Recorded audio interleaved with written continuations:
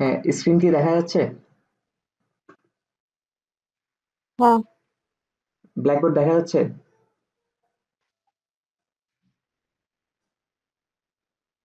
হ্যাঁ দাদা, দেখা যাচ্ছে। আচ্ছা, তাহলে আজকে আমরা শুরু করব জুলজির প্রথম চ্যাপ্টার, ঠিক আছে? জুলজির প্রথম চ্যাপ্টারটার নাম কি? প্রাণীর বৈচিত্র্য, হুম। শ্রেণীবিন্যাস, ঠিক আছে? প্রাণী শ্রেণীবিন্যাস। আচ্ছা, তাহলে আমাদেরকে চ্যাপ্টারটার নাম যে প্রাণী বৈচিত্র্য দিছে আর শ্রেণীবিন্যাস দিছে, আমাদেরকে আগে বুঝতে হবে না যে চ্যাপ্টারটার অর্থটা কি, ঠিক আছে? এটা প্রাণী বৈচিত্র্য, এটা অর্থ কি? প্রাণী, ওকে, প্রাণী বৈচিত্র্য, ঠিক আছে? এই যে প্রাণী বৈচিত্র্য, এটার অর্থটা কি? দেখি তুই একটু বলতো প্রাণী বৈচিত্র্য অর্থ কি হতে পারে? প্রাণীদের বিভিন্ন বিভিন্ন জাত বা এরকম কিছু। আচ্ছা, প্রাণী বৈচিত্র্য মানে হচ্ছে যে পৃথিবীতে যত প্রাণী আছে, ঠিক আছে, যার প্রাণী, প্রাণী কাদেরকে বলে? যাদের প্রাণ আছে। তো পৃথিবীতে যত প্রাণী আছে ওদের মধ্যে অনেক রকমের পার্থক্য আছে, তাই না? যেমন মানুষ একরকম, গরু হ্যাঁ। একরকম, আবার গরু একরকম, কুমির আরেক রকম, ঠিক কিনা? তো হ্যাঁ। এই যে পার্থক্যের যে কারণ, ঠিক আছে, এই যে পার্থক্যটা, পৃথিবীর যত প্রাণী আছে সবার মধ্যে একটা পার্থক্য আছে, এই পার্থক্যটাকে বলে প্রাণী বৈচিত্র্য, ঠিক আছে? তাহলে প্রাণী বৈচিত্র্য মানে কি বুঝাতে পারছি আমি? হ্যাঁ। আচ্ছা, এখন বৈচিত্র্য কিন্তু অনেক ভাবে হইতে পারে, মানে বৈচিত্র্য মানে কি পার্থক্যটা অনেক কারণ হইতে পারে। দেখি বলতো, মানুষ আর গরুর মধ্যে একটা পার্থক্য আছে, তাই না? দেখতে একরকম, মানুষের দেখতে একরকম, গরু দেখতে একরকম, তাই না? হ্যাঁ। তো আবার আমিও মানুষ, তুইও মানুষ, কিন্তু তুই আর আমি কি দেখতে একই রকম? না। না। তো তোরা তোরা আর আমার মধ্যে পার্থক্য আছে না? তো হ্যাঁ। ৩ কারণের পার্থক্যের জন্য এই প্রাণী বৈচিত্র্য দেখা যায়। কয় কারণের পার্থক্যের জন্য? ৩ কারণের পার্থক্যের জন্য চিন্তা। প্রাণী বৈচিত্র্য দেখা যায়। তাহলে আচ্ছা, আমি জুলজিতে তোকে কেন এটা পরে নোট করতে বলছে, কয়েকটা রিজন বলি। প্রথমত আমি এখানে চিহ্ন দিয়ে দিয়ে দেখাই দিব, ঠিক আছে? শুধু মানে সাংকেতিক চিহ্ন দিয়ে দিয়ে বলে চলে যাব, ঠিক আছে? বুঝছি। সবকিছু বুঝাই দিব, কিন্তু আমি যে মুখে কথাগুলো বলছি সবগুলো কথা আমি লেখার সময় পাবো না, ঠিক আছে? ওগুলো আবার তোর লিখতে হবে সুন্দর করে। তার মানে প্রাণী, যেমন প্রাণী বৈচিত্র্য কাকে বলে এটা আমি লিখিনি, লেখার দরকার আছে? এটা তুই লিখে দিবি না? না। হ্যাঁ। ওকে, তাহলে প্রাণী বৈচিত্র্য কি সেটা বুঝাতে পারছি আশা করি। এখন কথা হচ্ছে প্রাণী বৈচিত্র্য আমি কি বলছি, ৩ ধরনের পার্থক্যের কারণে প্রাণী বৈচিত্র্য দেখা যায়। ৩ ধরনের পার্থক্যের জন্য আমি যদি ৩টা দাগ টানি, এই যে ৩ ধরনের পার্থক্যের জন্য যে প্রাণী বৈচিত্র্য দেখা যায়, ৩ ধরনের পার্থক্যগুলো কি কি একটু দেখি, ঠিক আছে? তাইলে প্রথম কথা হচ্ছে যে জিনগত পার্থক্যের কারণে, কি গত পার্থক্যের কারণে? জিনগত পার্থক্যের জিনগত। কারণে, জিনগত পার্থক্যের কারণে আমি বুঝাই দিব সবগুলাই। জিনগত পার্থক্যের কারণে। আরেকটা হচ্ছে প্রজাতিগত পার্থক্যের কারণে, প্রজাতিগত, প্রজাতিগত পার্থক্যের কারণে। আরেকটা হচ্ছে যে আহ বাস্তু সংস্থানগত। আরেকটা কি? বাস্তু সংস্থানগত, ঠিক আছে? বুঝতে পারছি আমি? তাহলে এখন এই ৩ ধরনের পার্থক্যের মধ্যে জিনগত পার্থক্য বলতে কি বোঝায়? যেমন তোর আর আমার মধ্যে, ঠিক আছে, তুইও মানুষ আমিও মানুষ, ঠিক কিনা? হুম। তার মানে আমাদের দুইজনের প্রজাতি একই, আমিও মানুষ প্রজাতির, তুমিও মানুষ প্রজাতির, তাই কিনা? হ্যাঁ। কিন্তু তাও আমাদের মধ্যে একটা পার্থক্য আছে, আমরা দেখতে একরকম না। কারণ কেন একরকম না? কারণ আমাদের জিনগত পার্থক্য আছে, সেই জন্য। তার মানে জিনগত পার্থক্যের কারণেও একটা বৈচিত্র্য সৃষ্টি হচ্ছে, তোর আর আমার মধ্যে একটা বৈচিত্র্য সৃষ্টি হচ্ছে না? হ্যাঁ দাদা। তাহলে জিনগত পার্থক্য কার মধ্যে হয়? জিনগত পার্থক্যটা হচ্ছে একই প্রজাতিদের মধ্যে হয়। তাহলে জিনগত পার্থক্যটা কার মধ্যে হয়?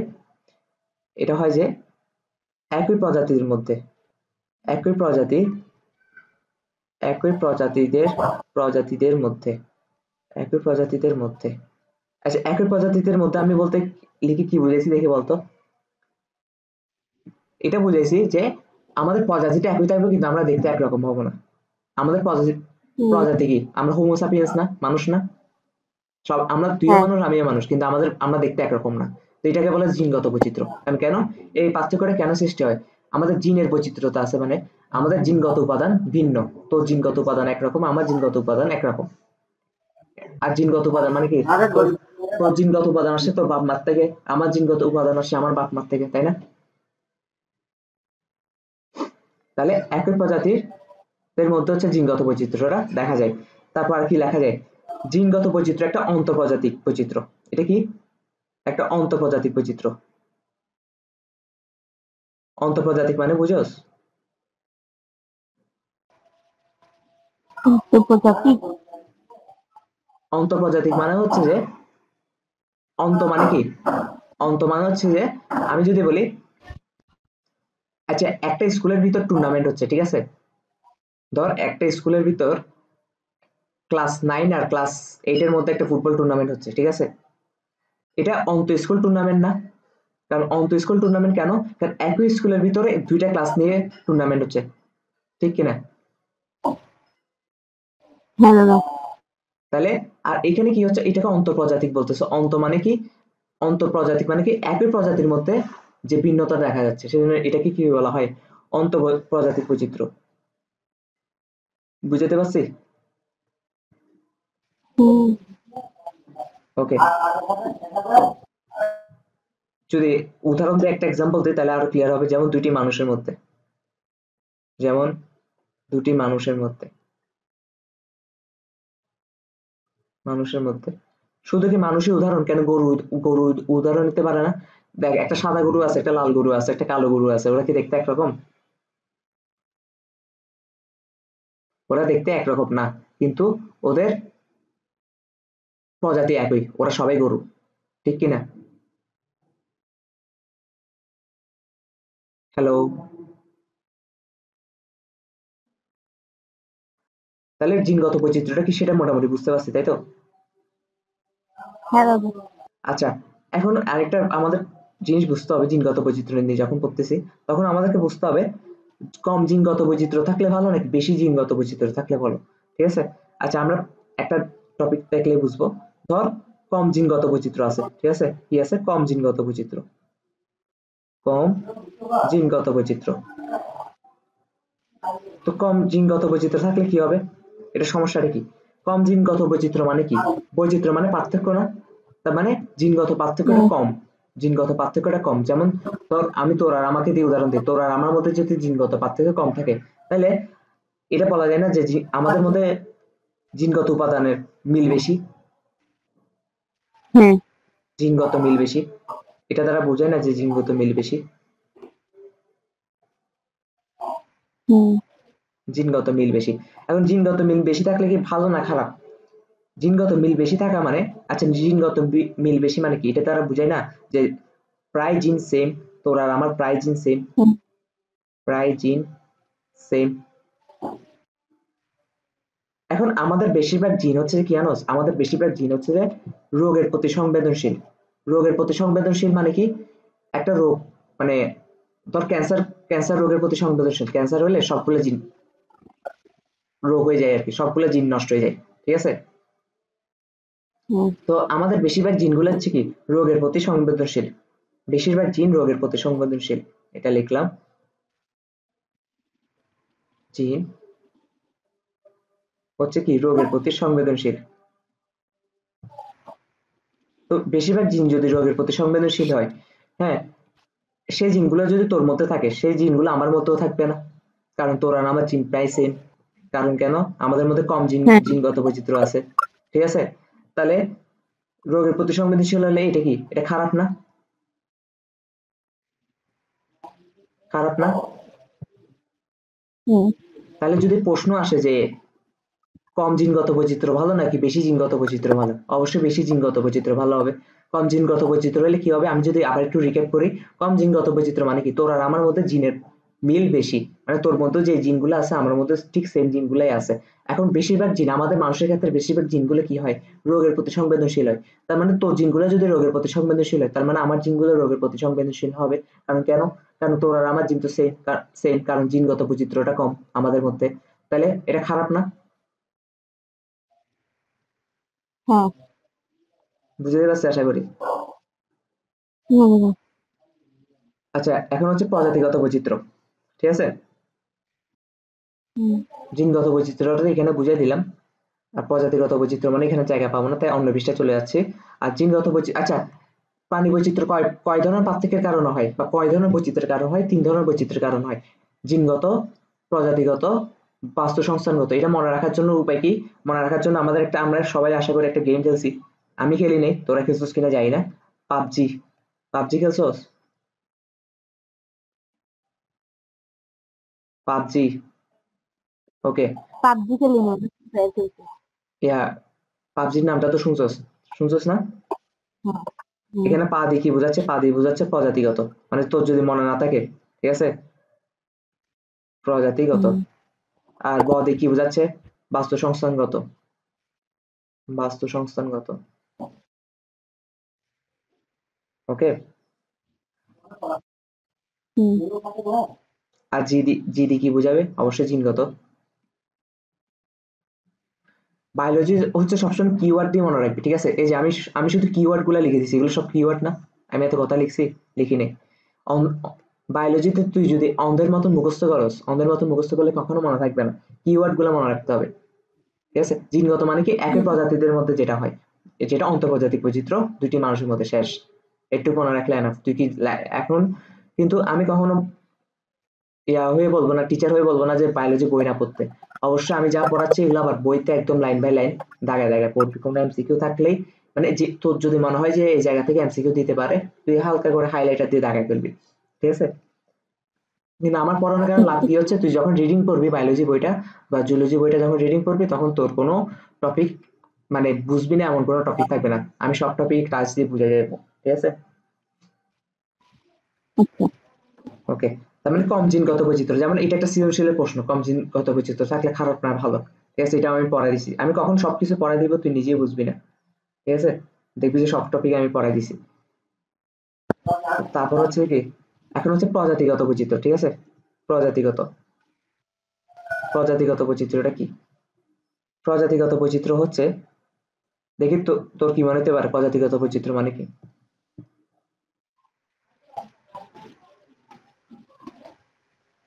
প্রজাতিগত প্রজাতিগত বৈচিত্র্য মানে হচ্ছে এই যে মানুষ একটা প্রজাতি, গরু একটা প্রজাতি। মানুষ আর গরু দেখতে আলাদা রকম না? হ্যাঁ। এই যে দুইটা ভিন্ন প্রজাতির মধ্যে যে পার্থক্যটা হচ্ছে, এটা হচ্ছে প্রজাতিগত বৈচিত্র্য, ঠিক আছে? তাহলে প্রজাতিগত বৈচিত্র্যটা কি? আমি যদি বলি, প্রজাতিগত বৈচিত্র্য হচ্ছে ভিন্ন ভিন্ন প্রজাতির সদস্যদের মধ্যে, ঠিক আছে? ভিন্ন ভিন্ন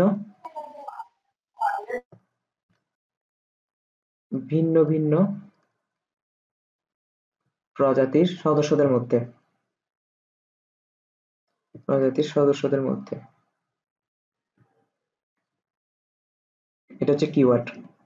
যেমন আমি যদি বলি গরু আর মানুষ, গরু ও মানুষ, শেষ। তারপর গরু আর সিংহ হইতে পারে না, সিংহ আর কুমির হইতে পারে না, ডাইনোসর আর মানুষ হইতে পারে না, কারণ ডাইনোসর একটা প্রজাতি, মানুষ একটা প্রজাতি, এরকম আর কি, ঠিক আছে? তাহলে ভিন্ন ভিন্ন প্রজাতির সদস্যদের মধ্যে হয়। তারপর হচ্ছে যে এটা একটা আন্তঃপ্রজাতিক বৈচিত্র্য। এই জায়গায় খেয়াল রাখতে হবে, এই জায়গায় খেয়াল রাখতে হবে। আমি এটা কালার পেন দিয়ে লিখে দিচ্ছি, এই জায়গায় খেয়াল রাখতে হবে, এই জায়গায় গুলে ফেললে হবে না। এটা হচ্ছে আন্তঃপ্রজাতিক বৈচিত্র্য। জিনগত বৈচিত্র্যটা কি ছিল? অন্তঃপ্রজাতিক বৈচিত্র্য ছিল। এটা হচ্ছে আন্তঃপ্রজাতিক। আছে না এখানে? এই যে দেখ, বানানে আছে। আন্তঃপ্রজাতিক বৈচিত্র্য। আচ্ছা, আন্তঃপ্রজাতিক বৈচিত্র্য আর অন্তঃপ্রজাতিক বৈচিত্র্যের মধ্যে পার্থক্যটা কোথায়? আন্তঃপ্রজাতিক বৈচিত্র্য হচ্ছে যে যে আমি আন্তঃপ্রজাতিক বৈচিত্র্যের উদাহরণ কি দিছিলাম, যে একই স্কুলের দুইটা ক্লাসের মধ্যে ফুটবল টুর্নামেন্ট হচ্ছে, তাহলে এটা হচ্ছে অন্ত স্কুল টুর্নামেন্ট। কিন্তু দুইটা ভিন্ন স্কুলের মধ্যে যদি টুর্নামেন্ট হয়, তাহলে এটা আন্তঃ স্কুল টুর্নামেন্ট হবে না? দেখি ব্যাপারটা বুঝছিস কিনা। হ্যালো? হ্যাঁ দাদা। দেখি আন্ত আর অন্তর মধ্যে পার্থক্যটা বুঝছিস কিনা একটু বল, তুই তোর ভাষায় বল। আন্ত মানে হচ্ছে যে দুইটা স্কুলের মধ্যে যদি, মানে একটা স্কুলের মধ্যে যদি দুইটা টিমের হয় ওটা আন্ত। আর না, উল্টা বলছিস তো। আন্ত মানে হচ্ছে যে হ্যাঁ। দুইটা দুইটা ভিন্ন স্কুলের মধ্যে যদি খেলা হয়, তাহলে একটা স্কুলের সাথে আরেকটা স্কুলে খেলা হলে এটাকে বলবো আন্ত। আর যদি একই হ্যাঁ। স্কুলের ভিতর নিজেদের মধ্যে খেলা হয়, এটা হচ্ছে অন্ত, ঠিক আছে? হুম। তাহলে জিনগত বৈচিত্র্যটা অন্ত কেন? কারণ একই প্রজাতিদের মধ্যে যে ভিন্নতা পাচ্ছি এটাকে বলতেছি অন্ত, মানে একই প্রজাতির মধ্যে। আর আন্ত মানে আর প্রজাতিগত বৈচিত্র্যটা কেন আনতো? একটা প্রজাতির সাথে আরেকটা প্রজাতির মধ্যে যে ভিন্ন পাচ্ছি বা পার্থক্য পাচ্ছি, এটা হচ্ছে আনতো। বুঝতে পারছি কিনা? হ্যালো। ওকে, তাহলে এটা একটা আন্তঃপ্রজাতিক বৈচিত্র্য। অবশ্যই প্রজাতিগত বৈচিত্র্য একটা আন্তঃপ্রজাতিক বৈচিত্র্য, কারণ এখানে একটা গরু একটা প্রজাতি, মানুষ আরেকটা প্রজাতি, এই দুইটা প্রজাতির মধ্যে একটা পার্থক্য হচ্ছে, সেজন্য এটা কি আন্তঃপ্রজাতিক। ঠিক আছে, ওকে। তাহলে এই জায়গাটা কিন্তু খেয়াল রাখতে হবে। আমি কিন্তু বায়োলজি কখন এমসিকিউ পড়াই ফেলতেছি, কখন সৃজনশীল পড়াই ফেলতেছি তুই বুঝবি না, কিন্তু দেখবি যে আমি সবই পড়াই ফেলছি, আমার পড়ানোর বাইরে কোনো প্রশ্নই আসেনি। ঠিক আছে, তো আমি যে জায়গাগুলো বারবার বারবার রিপিট করতেছি, তার মানে বুঝবি কি ওগুলো প্রশ্ন আসবে। আমি আবারও বলতেছি, প্রজাতিগত বৈচিত্র্য হচ্ছে আন্তঃপ্রজাতিক বৈচিত্র্য। কেন আন্তঃপ্রজাতিক বৈচিত্র্য এটা বুঝাই দিলাম। আর জিনগত বৈচিত্র্য হচ্ছে একটা অন্তঃপ্রজাতিক বৈচিত্র্য। অন্ত আর আন্তর মধ্যে পার্থক্য বুঝতে হবে। ঠিক আছে, আমি এটা ভুলে যেতে পারো, তাইলে আমি লিখে দিই অন্ত। অন্ত মানে হচ্ছে যে কি, একই স্কুলের ভিতর খেলা। এটা জাস্ট মনে রাখার জন্য, একই স্কুলের ভিতর খেলা। আর আন্ত, আজও হলে দুইটা ভিন্ন স্কুলের মধ্যে খেলা। ঠিক আছে, দুটি ভিন্ন স্কুলের মধ্যে খেলা,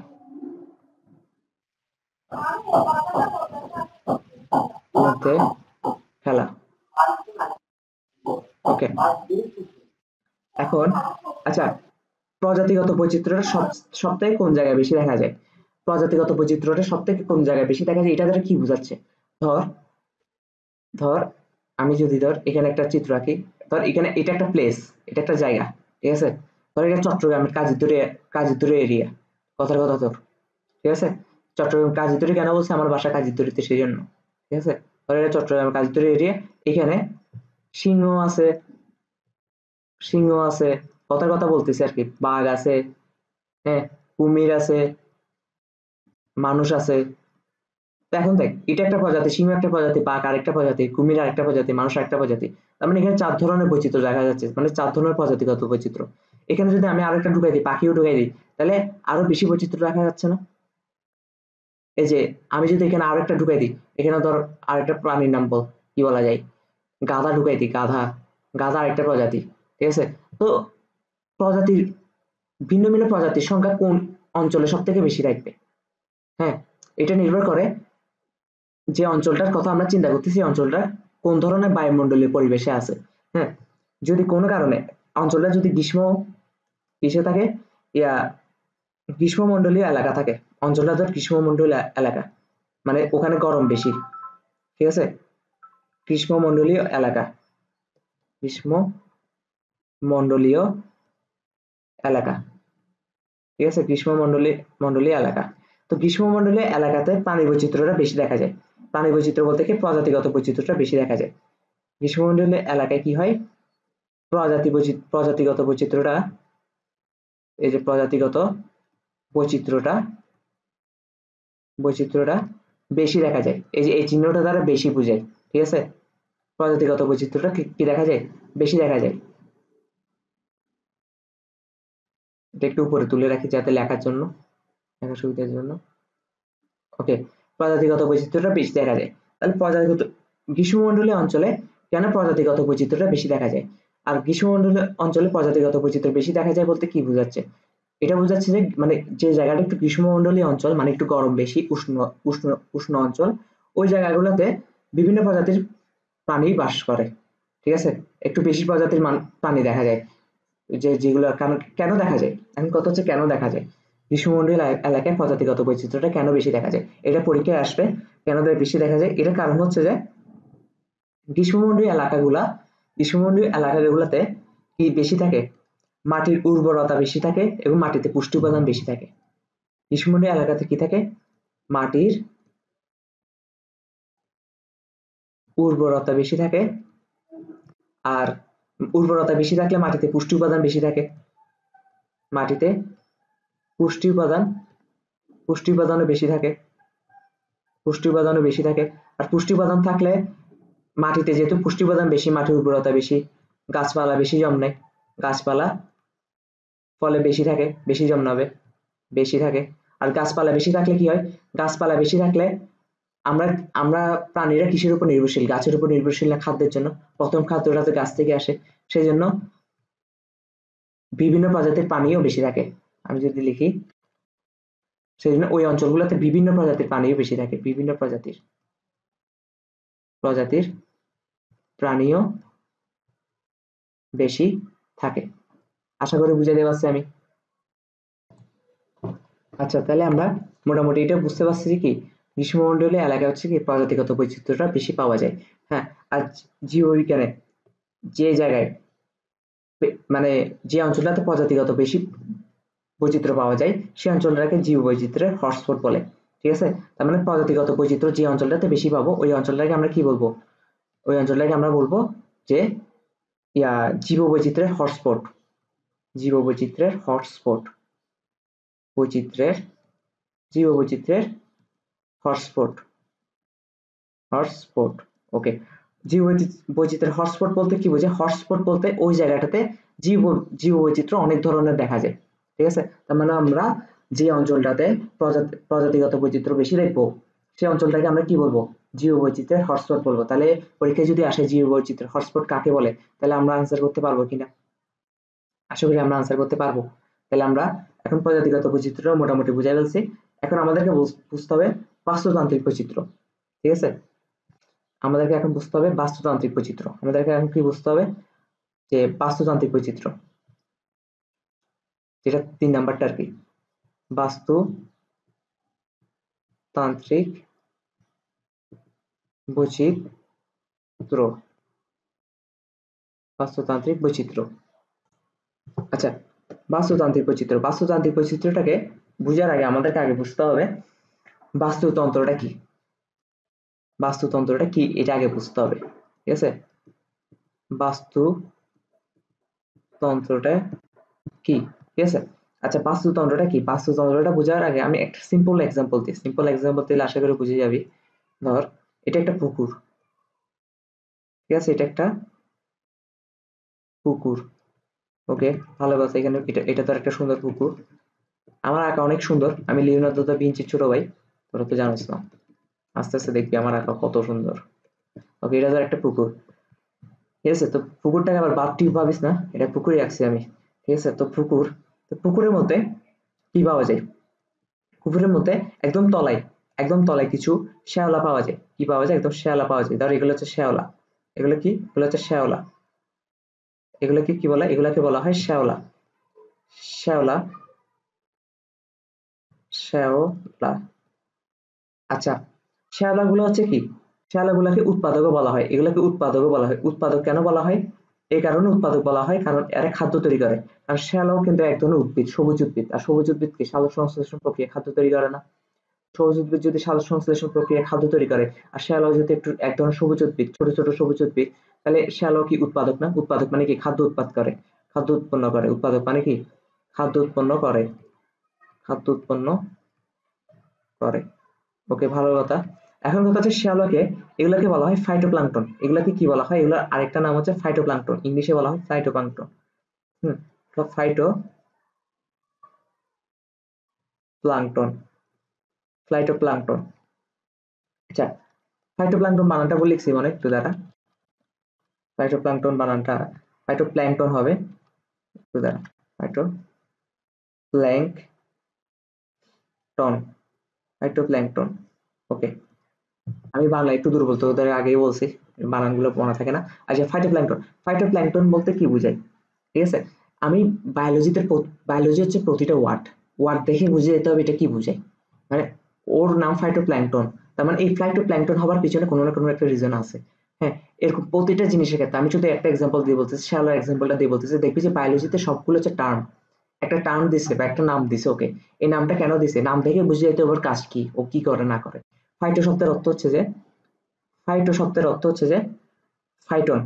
ফাইটো শব্দের অর্থটা আসছে ফাইটন থেকে, মানে ফাইটন ওয়ার্ডটা থেকে ফাইটো শব্দটা আসছে। আর ফাইটন বলতে বোঝায় উদ্ভিদ। ফাইটন বলতে কি বোঝায়? উদ্ভিদ। ঠিক আছে, তার মানে ফাইটো শব্দটা আসছে ফাইটন থেকে। ফাইটন বলতে কি বোঝায়? উদ্ভিদ। তার মানে এক একটা শ্যাওলা কি এক ধরনের উদ্ভিদ। আর প্ল্যাঙ্কটন বলতে কি বোঝায়?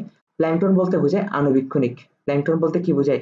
প্ল্যাঙ্কটন বলতে বোঝায় আণুবীক্ষণিক, আণুবীক্ষণিক। তার মানে এখন ফাইটোপ্ল্যাঙ্কটন বলতে কি বোঝায়? যে উদ্ভিদগুলা অণুবীক্ষণ যন্ত্র ছাড়া দেখা যায় না, বা খালি চোখে দেখা যায় না, এগুলাকে ফাইটোপ্ল্যাঙ্কটন বা শেওলা বলে। বুঝতে পারছি আশা করি। তার মানে এরকম প্রতিটা নাম দেখে বুঝে যাইতে হবে। আমি শুধু শেওলা দিয়ে উদাহরণ দিচ্ছি, দেখবি আস্তে আস্তে বায়োলজিতে মাত্র পড়া শুরু করছো আমার কাছে, দেখবি যে প্রতিটা নামের পিছনে কোনো কোনো রিজন থাকে, সবগুলা নামের অর্থ আমি বুঝাই দিব, ঠিক আছে, নামের অর্থ বুঝাই দিব। আচ্ছা, এই ফাইটোপ্ল্যাঙ্কটন গুলাকে ধর খায় যে প্রথম স্তরের খাদক, ধর কিছু ছোট মাছ আছে এখানে, কিছু ছোট ছোট মাছ আছে এই পুকুরের মধ্যে, এই পুকুরের মধ্যে ছোট মাছগুলা এগুলারে খায়, ঠিক আছে। তো এই যেহেতু একদম প্রথম খাচ্ছে কে, শ্যাওলা গুলাকে একদম প্রথম খাচ্ছে কে, এই ছোট মাছগুলা, তার মানে এই ছোট মাছগুলো হচ্ছে প্রথম স্তরের খাদক, ঠিক আছে, প্রথম স্তরের খাদক। আচ্ছা, একটা কথা চিন্তা করতো, এই প্রথম স্তরের খাদককে আবার কেউ খাচ্ছে না? পুকুরের মধ্যে আরো তোর বড় মাছ আছে, এর থেকে আরেকটু বড় মাছ আছে, এগুলো আরেকটু বড় মাছ, ঠিক আছে। প্রথম স্তরকে, প্রথম স্তরের খাদককে আবার খাচ্ছে কারা? দ্বিতীয় স্তরের খাদক। এদেরকে কি বলা হয়?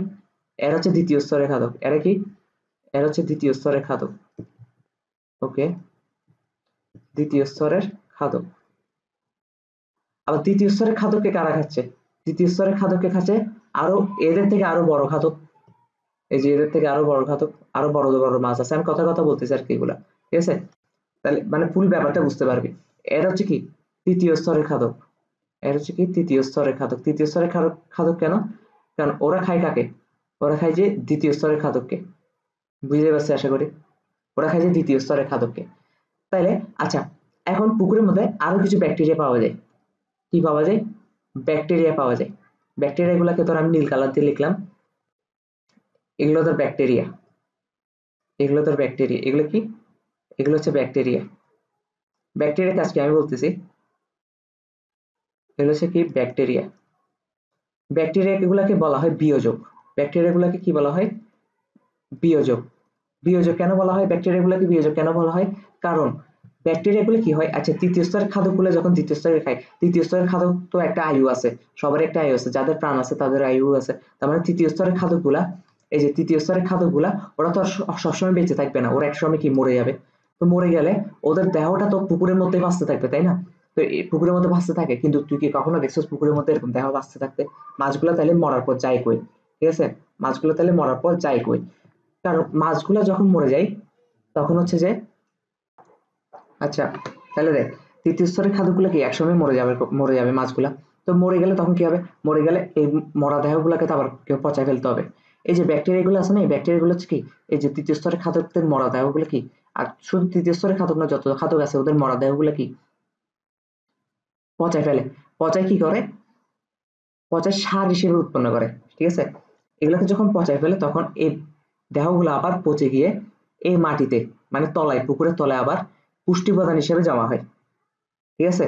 এই যে আবার পুষ্টি উপাদান হিসেবে জমা হয়, এই পুষ্টি উপাদান গুলা থেকে পরবর্তীতে আবার কি, পরবর্তীতে আবার শেয়ালাগুলো জন্মায় আর কি, জন্মায়। এই যে শেয়ালাগুলো আবার জন্মাইছে এই পুষ্টি উপাদান থেকে, ঠিক আছে। তার মানে ব্যাকটেরিয়া গুলো কি করছে? ব্যাকটেরিয়া গুলো হচ্ছে যে, এই যে তৃতীয় স্তরের খাদক বা তৃতীয় স্তরের খাদক, এখানে দ্বিতীয় স্তরের প্রথম স্তরের খাদককে কেন বলতেছি না, কারণ কেন প্রথম স্তরের খাদককে আমরা ধরে নিচ্ছি কি দ্বিতীয় স্তরের খাদকগুলো খেয়ে ফেলছে, আবার দ্বিতীয় স্তরের খাদকগুলোকে কি তৃতীয় স্তরের খাদকগুলো খেয়ে ফেলছে, তাহলে এখন আছে শুধু তৃতীয় স্তরের খাদক।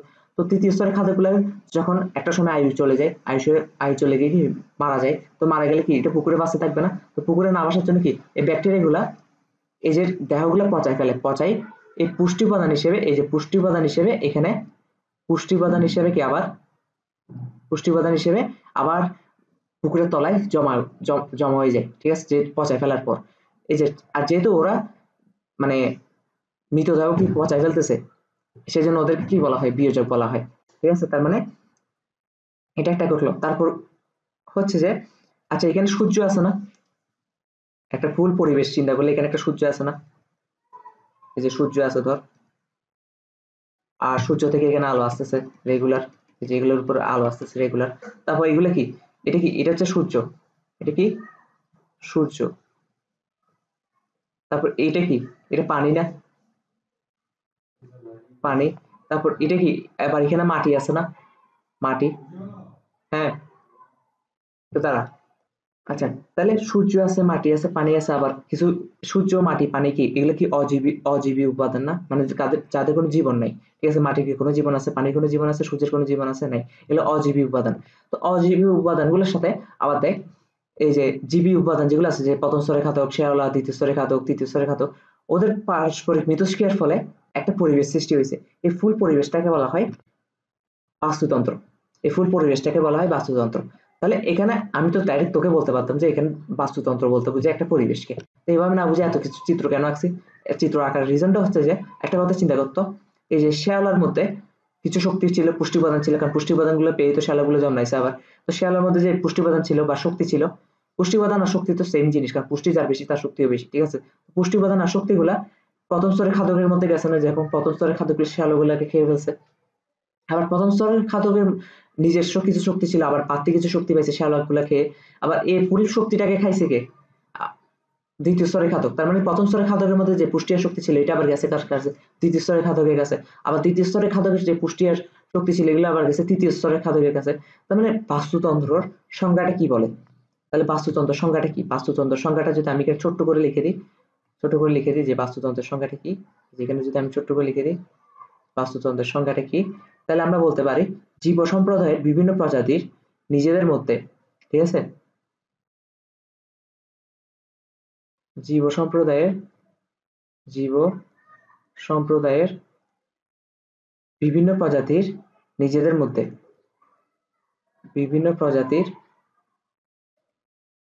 বিভিন্ন প্রজাতির নিজেদের মধ্যে নিজেদের মধ্যে পারস্পরিক মিথস্ক্রিয়ায় নিজেদের মধ্যে পারস্পরিক মিথস্ক্রিয়ায় পারস্পরিক মিথস্ক্রিয়ায় পারস্পরিক মিথস্ক্রিয়ায় পারস্পরিক মিথস্ক্রিয়ায় এবং অজীবীয় উপাদানের সাথে এবং অজীবীয় উপাদানের সাথে, ঠিক আছে, এবং অজীবীয় জীবীয় উপাদানের সাথে, অজীবী বানানো হয়েছে কিনা জানি না, এগুলো তোরা দেখে নিস, ঠিক আছে। অজীবীয় উপাদানের সাথে, অজীবীয় উপাদানের সাথে, ঠিক আছে, মিথস্ক্রিয়ায় যে পরিবেশ গড়ে উঠে, ঠিক আছে, অজীবীয় উপাদানের সাথে মিথস্ক্রিয়া, আমি সংজ্ঞাটাও বুঝাই দিচ্ছি একটু পর। মিথস্ক্রিয়ায় যে পরিবেশ গড়ে ওঠে, যে পরিবেশ গড়ে ওঠে যেখানে যেখানে শক্তি ও পুষ্টির প্রবাহ চলমান থাকে, যেখানে শক্তি ও পুষ্টির প্রবাহ চলমান থাকে, শক্তি ও পুষ্টির প্রবাহ চলমান থাকে, চলমান থাকে, চলমান থাকে, থাকে তাকে বাস্তুতন্ত্র বলে, তাকে বাস্তুতন্ত্র, তাকে বাস্তুতন্ত্র বলে। তাহলে সংজ্ঞাটা কি বুঝাইছে? সংজ্ঞাটা বলছে জীব সম্প্রদায়ের বিভিন্ন প্রজাতির নিজেদের মধ্যে, এই যে বিভিন্ন প্রজাতির, আর ওরা কি জীব সম্প্রদায়ের না? কারণ ওদের মধ্যে কি আছে? প্রাণ আছে। তো জীব সম্প্রদায়ের এই যে প্রথম স্তরের খাদ্য একটা প্রজাতি, তৃতীয় স্তরের খাদ্য ধর আরেকটা প্রজাতি, আমি তো শুধু মাছ দিয়ে উদাহরণ দিছি, এটা মাছ হইতে হবে এমন না, ঠিক আছে? তো প্রথম স্তরের খাদ্য এক প্রজাতি, দ্বিতীয় স্তরের খাদ্য এক প্রজাতি, তৃতীয় স্তরের খাদ্য এক প্রজাতি। তো এই প্রজাতিদের মধ্যে এই পারস্পরিক মিথস্ক্রিয়া, মানে একজন একজনের উপর নির্ভরশীল মিথস্ক্রিয়ার এবং অজীব উপাদানের সাথে, এই যে সূর্য, মাটি, পানি, এগুলো অজীব উপাদান না, ওদের সাথে আবার পারস্পরিক মিথস্ক্রিয়া চলতেছে না, কারণ ওরা না থাকলে তো আবার এখানে শেয়ালাগুলো জন্মাইতো না। আর শেয়ালাগুলো কি সবুজ সবুজ উদ্ভিদগুলো কি সূর্যের আলো শোষণ করে তো খাবার তৈরি করতেছে, আর পানি না থাকলে তো ওরা বাঁচতো না, ঠিক আছে? মানে অজীব উপাদানের কি কোনো না কোনো ভূমিকা আছে। তো এই যে ওদের নিজেদের মধ্যে যে পারস্পরিক মিথস্ক্রিয়া, তারপর অজীবী উপাদানের সাথে যে পারস্পরিক মিথস্ক্রিয়া, আবার যেখানে কি শক্তি ও পুষ্টির প্রবাহটা চলমান আছে। দেখ, শ্যালো থেকে শক্তিটা গেছে প্রথম স্তরের খাদকে, প্রথম স্তরের খাদক থেকে গেছে দ্বিতীয় স্তরের খাদকে, দ্বিতীয় স্তরের খাদক থেকে গেছে তৃতীয় স্তরের খাদকে, তৃতীয় স্তরের খাদকটা আবার মরে গিয়ে আবার ব্যাকটেরিয়াগুলো ওকে পচাই পুষ্টি উপাদান হিসেবে আবার মাটিতে জমা করছে। মাটিতে জমা করার পর এখান থেকে আবার শ্যাওলা জন্মেছে, এই যে প্রবাহটা চলমান, আবার সেম প্রসেসটা আবার চলমান, ঠিক আছে? এই যে ফুল প্রসেস, এটাকে বলা হয় বাস্তুতন্ত্র। তার মানে বাস্তুতন্ত্রকে আর জীবনে কখনো ভুলবি না। একদম একদম আমি আশা করি প্রতিটা জিনিস ক্লিয়ার করে বুঝেছি, ঠিক আছে?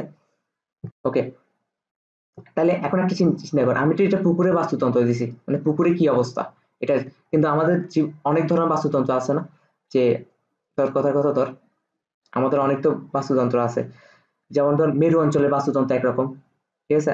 আমরা দিছি কি, আমরা দিছি যে পুকুরের বাস্তুতন্ত্র, আমরা দিছি কি যে পুকুরের বাস্তুতন্ত্র, পুকুরের বাস্তুতন্ত্র,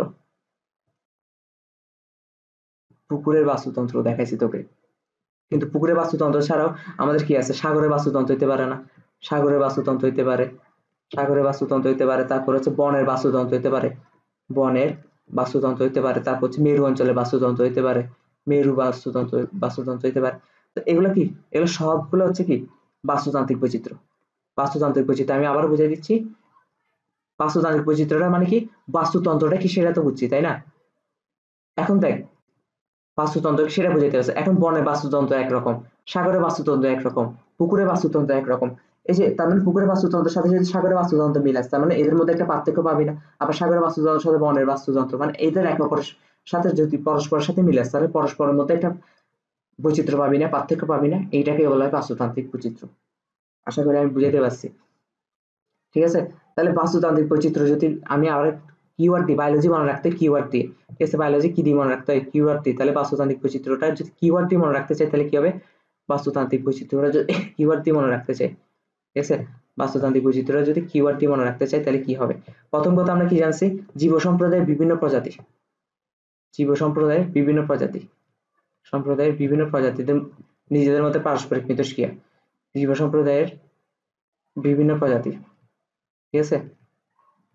তারপর কি জানছি?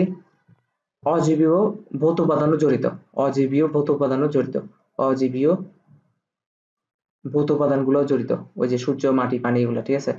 উপাদানগুলো জড়িত।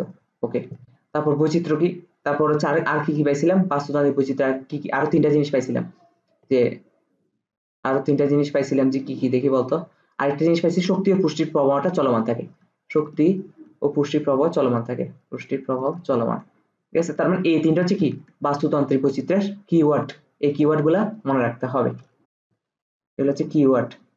তো আমাদের যদি কিওয়ার্ড গুলো মনে থাকে, বাকিগুলো তো অটোমেটিক আমরা বানায় বানায় লিখতে পারবো, কারণ বায়োলজিতে বানায় বানায় লেখা যায়। আমাদের আলটিমেটলি কিওয়ার্ড গুলো মনে রাখতে হবে, যে বাস্তুতান্ত্রিক বৈচিত্র্য যদি কাকে বলে জিজ্ঞেস করে বা কি জিজ্ঞেস করে, আমাদেরকে এই তিনটা টপিক কভার করতে হবে।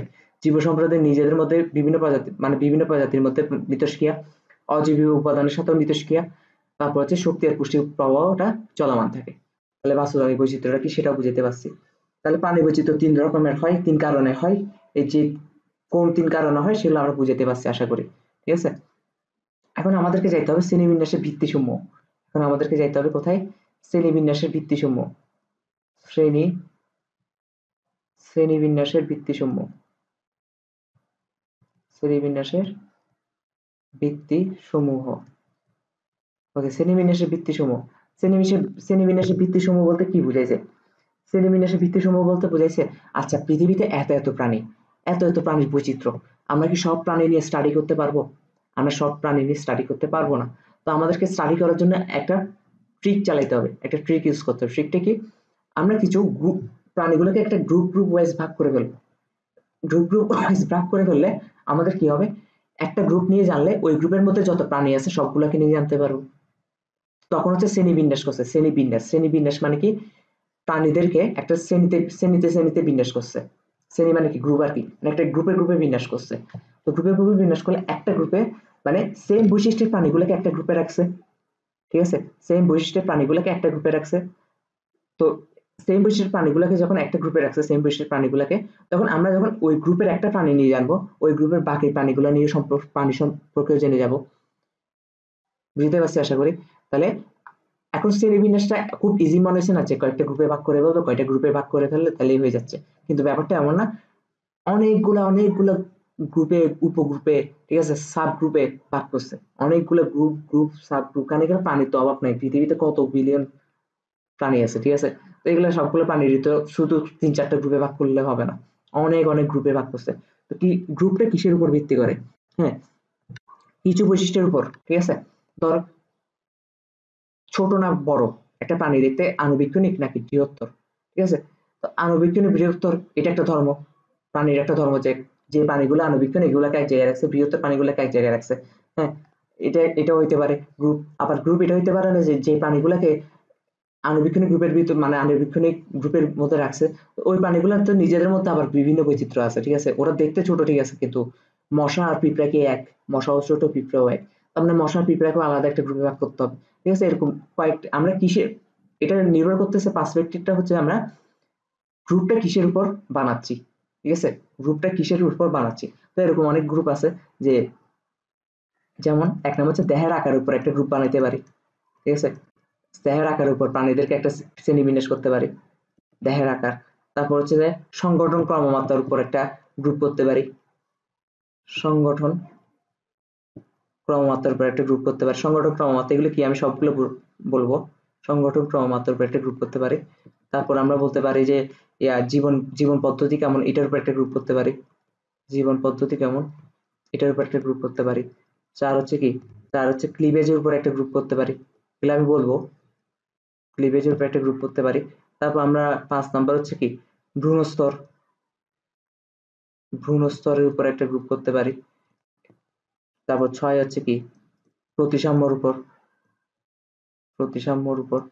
তারপর 7 হচ্ছে সিলোমের উপর, সিলোমের গঠনের উপর আমরা গ্রুপ করতে পারি, সিলোমের গঠনের উপর। তারপর হচ্ছে আমরা এগুলো সবই বুঝাই দিব। তারপর হচ্ছে নটোকটের উপর, নটোকটের উপর। তারপর হচ্ছে কি প্রান্তিকতার উপর, তারপর হচ্ছে কি প্রান্তিকতার উপর, প্রান্তিকতার উপর। আচ্ছা, এখন আমরা আজকে পড়বো, আজকে আমরা ক্লিভেজ পর্যন্ত পড়বো, ঠিক আছে? আজকে আমরা কিসে পড়বো? আজকে হচ্ছে আমরা ক্লিভেজ পর্যন্ত পড়বো। এই যে দাঁড়া, আজকে হচ্ছে আমরা এটা পড়বো, এটা পড়বো, এটা পড়বো, এটা পড়বো, ঠিক আছে? 4 পর্যন্ত পড়বো, বাকিগুলো হচ্ছে পরে। ওকে, এখন আমাদের কথা হচ্ছে যে দেহের আকার উপর কিভাবে, ঠিক আছে? দেহের আকার উপর কিভাবে গ্রুপ করতে পারি, এগুলো আমরা আস্তে আস্তে আসি তাইলে। আচ্ছা, আরো একটা কথা, শ্রেণীবিন্যাসের ভিত্তিসমূহ কিন্তু এখানে আমি দিছি 9টা। আমি কয়টা দিছি? মেইন হচ্ছে যে মেইন 9টা। এই যে আমি 9টা পয়েন্ট দিছি না, মেইন হচ্ছে 9টা, কিন্তু অ্যাকচুয়ালি হচ্ছে কি 16টা। অ্যাকচুয়ালি কয়টা? 16টা, কিন্তু আমরা তো 16টা নিয়ে আলোচনা বইতে নাই, আমাদের আছে মেইন 9টা নিয়ে, ঠিক আছে? অ্যাকচুয়ালি 16টা, মানে 16টা গ্রুপের উপর 16টা বৈশিষ্ট্য নিয়ে আমরা গ্রুপ করতে পারি, কিন্তু আমরা 9টা বৈশিষ্ট্য নিয়ে গ্রুপ করব। প্রথম বৈশিষ্ট্যটা কি? দেহের আকার। তো দেহের আকার দিয়ে আমি যদি পরের পৃষ্ঠা শুরু করি, যে প্রথমটা কি? প্রথমটা হচ্ছে দেহের আকার। প্রথমটা হচ্ছে দেহের আকার। দেহের আকার, যেহেতু দেহের আকারের উপর ভিত্তি করলে আমরা কি বলতে পারি? একটা হইতে পারে বৃহত্তর প্রাণী, আরেকটা হইতে পারে বৃহত্তর প্রাণী, আরেকটা হইতে পারে আণুবীক্ষণিক প্রাণী, তাই তো? আরেকটা হইতে পারে আণুবীক্ষণিক প্রাণী, আণুবীক্ষণিক, আণুবীক্ষণিক প্রাণী। আচ্ছা, বৃহত্তর প্রাণী কাকে বলে? যাদেরকে খালি চোখে দেখা যায়। বৃহত্তর প্রাণী কাদের বলে? যারা হচ্ছে, আচ্ছা বৃহত্তর প্রাণীকে ইংলিশ কি বলে? ম্যাক্রো। ম্যাক্রো মানে কি? বড়। ম্যাক্রো। আর প্রাণী ইংলিশ কি? অ্যানিমেল। ম্যাক্রো অ্যানিমেল, মাঝে মাঝে ইংলিশ টার্মগুলো লাগে। আর ক্ষুদ্র আণুবীক্ষণিক প্রাণী কি? মাইক্রো। মাইক্রো মানে কি? ছোট। মাইক্রো অ্যানিমেল, ঠিক আছে? ওকে, বৃহত্তর প্রাণী কি? যাদেরকে খালি চোখে দেখা যায়, মোট কথা সহজ কথা, যাদেরকে আমরা খালি চোখে দেখতে পারবো, খালি চোখে দেখা যায়, খালি চোখে দেখা যায়। আর খালি চোখে কাদেরকে দেখা যায়, এটা উদাহরণ দিতে বলে তুই হাজার হাজার উদাহরণ দিতে পারবি। মানুষ, গরু, ছাগল, যত আছে সব, এগুলো হচ্ছে কি বৃহত্তর প্রাণী। ওকে, আর আণুবীক্ষণিক প্রাণীর আমাদের হচ্ছে এক্সাম্পল গুলো খুব ইম্পর্টেন্ট। অণুবীক্ষণ যন্ত্রের সাহায্য নেওয়া লাগে আণুবীক্ষণিক প্রাণী, অণুবীক্ষণ যন্ত্রের সাহায্য নেওয়া লাগে দেখার জন্য, অণুবীক্ষণ যন্ত্রের প্রয়োজন, অণুবীক্ষণ যন্ত্রের প্রয়োজন, ঠিক আছে? আচ্ছা, অণুবীক্ষণ যন্ত্রের প্রয়োজন আমাদের বইতে হচ্ছে কি, এখন অণুবীক্ষণ যন্ত্রের প্রয়োজন তো অনেক ধরনের প্রাণী আমি বলতে পারি, কিন্তু সব প্রাণীর নাম কি বলবো? আমরা বলবো না, আমরা বলবো সেগুলো যেগুলো হচ্ছে কি বইতে দেওয়া আছে আমাদের বইতে, আর যেগুলো থেকে এমসিকিউ আসে। আর বায়োলজিতে কিন্তু এক্সাম্পল থেকে এমসিকিউ অনেক আসে। তো আমাদের বইতে আণুবীক্ষণিক প্রাণীর একটা এক্সাম্পল দিয়ে দিছে। আমাদের আণুবীক্ষণিক প্রাণী হচ্ছে ট্রিকোডিনা অ্যানাবাসি, একটা প্রাণীর নাম বলে দিছে সে ট্রিকোডিনা অ্যানাবাসি, এটা একটা আণুবীক্ষণিক প্রাণী। আমাদের বইতে শুধু একটা এক্সাম্পলে দিছে, তো আমরা এটা শিখলে হবে। ট্রিকোডিনা অ্যানাবাসি, ট্রিকোডিনা অ্যানাবাসি, অ্যানাবাসি। আচ্ছা, ট্রিকোডিনা অ্যানাবাসি কি? অ্যানাবাসি হচ্ছে যেগুলা প্রোটিস্টান জীবাণু, এগুলাকে কি বলা হয়? বইতে বলা আছে এগুলাকে বলা হয় প্রোটিস্টান জীবাণু, কিন্তু বইতে এটা বলা নেই এগুলাকে কেন প্রোটিস্টান জীবাণু বলা হয়। আমি কি বলছিলাম? আমি পড়াবার সময় একটা ওয়ার্ডও বাদ দিই না, সবগুলো বুঝে বুঝে পড়বো, ঠিক আছে? বায়োলজি ফিল করতে হবে, বায়োলজি হচ্ছে ফিল করার জিনিস, ঠিক আছে? সব বায়োলজির থেকে, মানে বায়োলজি বলতেছি মানে দুনিয়ার সব থেকে সহজ টপিক, ঠিক আছে? দুনিয়ার সবচেয়ে সহজ টপিক বায়োলজি, ফিজিক্স, কেমিস্ট্রি, এগুলো দুনিয়ার সব থেকে ইজি টপিক। এই দুনিয়া ইজি টপিক, এই যে প্রতিষ্ঠান জীবাণু, দেখবি এগুলো দুনিয়ার কত ইজি টপিক, এগুলো বুঝে বুঝে পড়লে জীবন আর কিছু লাগবে না, ঠিক আছে? প্রতিষ্ঠান জীবাণু, প্রতিষ্ঠান জীবাণু বলতে কি বোঝায়? প্রতিষ্ঠান জীবাণু বলতে বোঝায় যে যারা, আচ্ছা বইতে এটাও লেখা আছে প্রতিষ্ঠান ট্রিকোডিনা অ্যানাবাসি এরা হচ্ছে মাছের ফুলকার প্রতিষ্ঠান জীবাণু, ঠিক আছে? মাছের ফুলকার, মাছের, একটু দূর থেকে লিখি তাহলে একটা হবে, মাছের ফুলকার, মানে মাছের ফুলকার মধ্যে কিছু জীবাণু পাওয়া যায়, এগুলোকে বলা হয় প্রতিষ্ঠান জীবাণু, ঠিক আছে? আচ্ছা মাছের ফুলকার মধ্যে জীবাণুগুলোকে প্রতিষ্ঠান জীবাণু কেন বলা হয়? প্রতিষ্ঠান মানে কি? প্রতিষ্ঠান মানে হচ্ছে এককোষী ইউক্যারিওট। প্রতিষ্ঠান মানে কি? প্রতিষ্ঠান মানে হচ্ছে যে এককোষী ইউক্যারিওট। আমি বলছিলাম প্রতিটা ওয়ার্ড আমি বুঝিয়ে দিব। এককোষী ইউক্যারিওট। আচ্ছা এককোষী ইউক্যারিওট মানে কি? এই জীবাণুগুলা এককোষী, মানে একটা মাত্র কোষ দিয়ে গঠিত। ইউক্যারিওট মানে কি? ইউক্যারিওট মানে প্রকৃত কোষী। ইউ মানে কি? ইউ, এই যে ইউ পর্যন্ত বোঝায়, বায়োলজিতে ইউ বলতে বোঝায় প্রকৃত, ঠিক আছে? আর ক্যারিওট, ক্যারিওট বলতে বোঝায় এটা আসে নিউক্লিয়াস থেকে, হ্যাঁ, প্রকৃত নিউক্লিয়াস, তার মানে প্রকৃত নিউক্লিয়াস এককোষী, মানে কি? প্রকৃত নিউক্লিয়াস যুক্ত, প্রকৃত নিউক্লিয়াস যুক্ত এককোষী জীবাণুটাকে বলা হয় প্রতিষ্ঠান জীবাণু। মানে এই জীবাণুগুলো একটা মাত্র কোষ দিয়ে গঠিত, এই একটা মাত্র কোষ দিয়ে গঠিত, আবার এই কোষটার নিউক্লিয়াসটা কি? সুগঠিত, ঠিক আছে? আমি আবারও বলতেছি এটা একটা মাত্র কোষ দিয়ে গঠিত, এই কোষটার কি? জীবাণুটা, সরি জীবাণু বলতেছি, এই জীবাণুটার একটা মাত্র কোষ দিয়ে গঠিত, এবার আর কোষটার নিউক্লিয়াস কি? সুগঠিত। নরমালি এটাকে প্রতিষ্ঠান কেন নাম দিছে? সরাসরি বললেই তো যে এককোষী জীবাণু, এটাকে প্রতিষ্ঠানের কারণে বলছে নরমালি এককোষী জীব যেগুলো হয়, এককোষী জীবগুলো কখনো প্রকৃত নিউক্লিয়াস যুক্ত হয় না। এককোষী জীবগুলো নরমালি আদিকোষী হয়। আদিকোষী মানে কি? যাদের নিউক্লিয়াস সুগঠিত না, কিন্তু একমাত্র ওদের ওদের এই জীবাণুগুলোর এককোষীয়, আবার প্রকৃত নিউক্লিয়াস যুক্ত, মানে প্রকৃত কোষীয়, প্রকৃত এককোষী, ঠিক আছে? আর এদেরকে কোথায় পাওয়া যায়? এদেরকে মাছের ফুলকায় পাওয়া যায়। তো সেই জন্য বইতে লিখছে কি মাছের ফুলকার প্রতিষ্ঠান জীবাণু, যাদেরকে বলা হয় ট্রিকোডিনা অ্যানাবাসি। এরা হচ্ছে কি? আণুবীক্ষণিক প্রাণীর একটা উদাহরণ। তাহলে দেহের আকার শেষ হয়ে গেল আশা করি। আচ্ছা এখান থেকে এমসিকিউ আসতে পারে, মোস্ট ইম্পর্টেন্ট যে ট্রিকোডিনা অ্যানাবাসি, এই ট্রিকোডিনা অ্যানাবাসি নিয়ে নানান ভাবে ঘুরে ঘুরে এমসিকিউ আসতে পারে। এভাবে আসতে পারে যে নিচের নিচের কোনটি আণুবীক্ষণিক প্রাণী, এটাও আসতে পারে যে নিচের কোনটি মাছের ফুলকার প্রতিষ্ঠান জীবাণু, আবার ট্রিকোডিনা অ্যানাবাসি কি? মাছের ফুলকার প্রতিষ্ঠান জীবাণু, আবার প্রতিষ্ঠান মানে কি? এককোষী ইউক্যারিওট, প্রকৃত নিউক্লিয়াসযুক্ত। তো এগুলো অনেকভাবে প্রশ্ন আসতে পারে, ঠিক আছে? প্রশ্ন কিভাবে আসতে পারে এগুলো ধরাই দিচ্ছি আমি। তাহলে তাহলে দেহের আকার শেষ। আমাদের দুই কি ছিল? আমাদের দুই ছিল যে ২ নাম্বার গ্রুপটা ছিল সংগঠন ক্রমমাত্রা। সংগঠন ক্রমমাত্রা। ওকে? সংগঠন ক্রমমাত্রা। সংগঠন ক্রমমাত্রা। সংগঠন ক্রমমাত্রার আগে আমাদের দুই একটা জিনিস বুঝতে হবে। সেটা হচ্ছে যে কোষ, কোষ কি? টিস্যু কি? ঠিক আছে? কোষ কি? টিস্যু কি?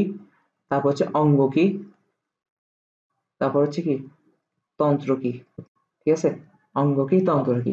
আচ্ছা কোষ হচ্ছে কি? ধর আমি একটা কোষ আঁকি, কেমন?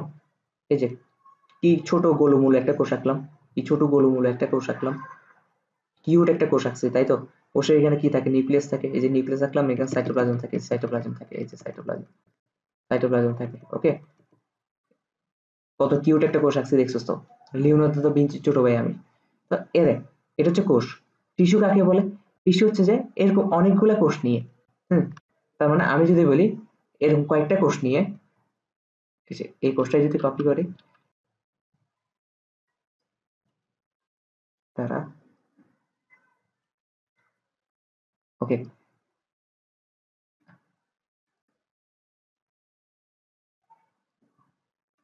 আচ্ছা এরকম অনেকগুলা কোষ নিয়ে, হ্যাঁ, তাহলে আমি একটু আঁকি, কপি পেস্ট, এ দেখ আরেকটা কোষ, কপি পেস্ট, এরকম আরেকটা কোষ, সেম টাইপের কোষ, দেখছস? কপি পেস্ট, এর অনেকগুলা মানে কয়েকটা কোষ আর কি। কয়েকটা কোষ মিলে যদি, যে এখন এই কয়েকটা কোষ একত্র হয়ে গেছে না? আগে ছিল শুধু কোষ, এখন কয়েকটা কোষ একত্র হয়ে যদি সেম টাইপের কোনো কাজ সম্পাদন করে, মানে চারোটা কোষে একই কাজ করতেছে, একই কাজের সাথে নিয়োজিত, তাহলে এই চারোটা কোষকে একত্রে কি বলবো? এই চারোটা কোষকে একত্রে বলবো আমরা টিস্যু। এটা একটা টিস্যু। তাহলে টিস্যু কি? এটা বুঝাইতে পারছি?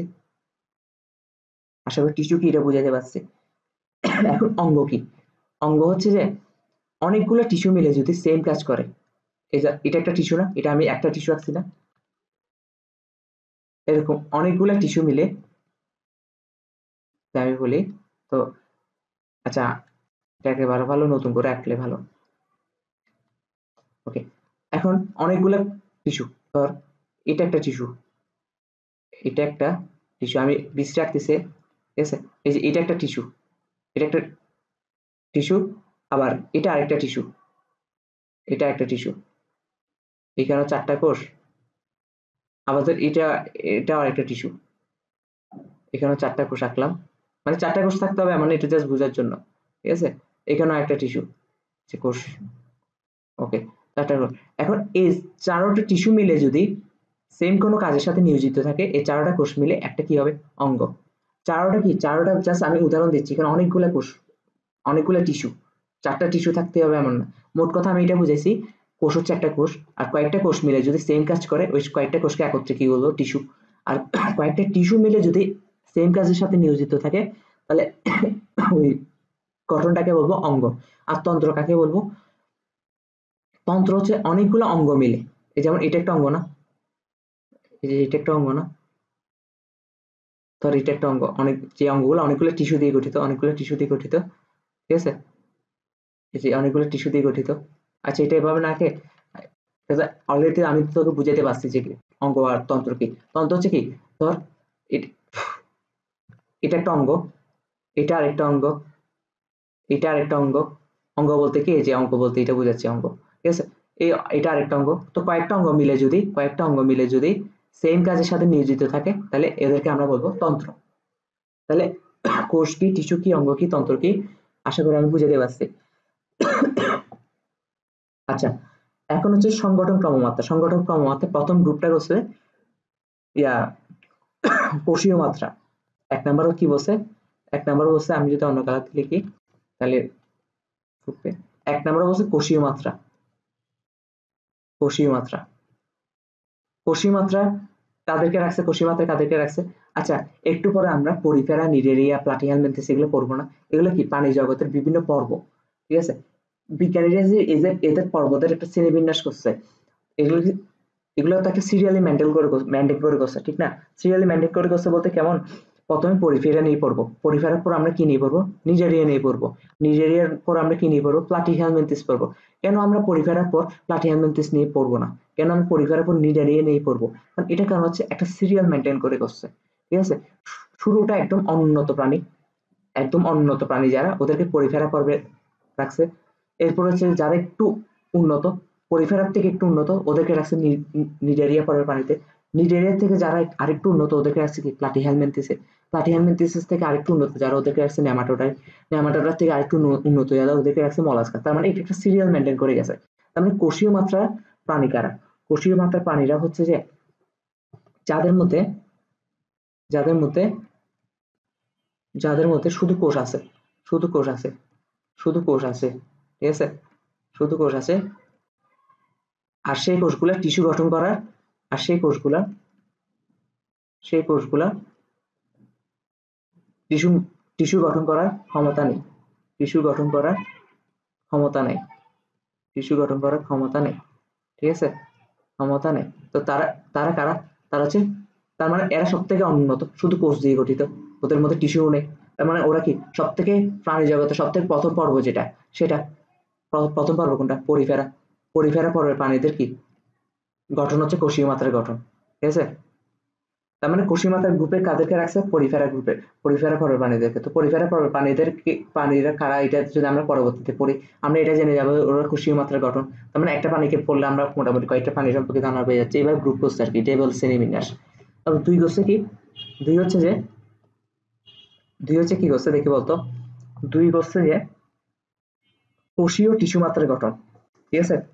মানে এটাকে বলা হয় কোষ টিস্যু মাত্রার গঠন। কোষ কোষ আর টিস্যু মাত্রার গঠন, কোষ আর টিস্যু মাত্রার গঠন, ওকে। কোষ আর টিস্যু মাত্রার গঠন কারা?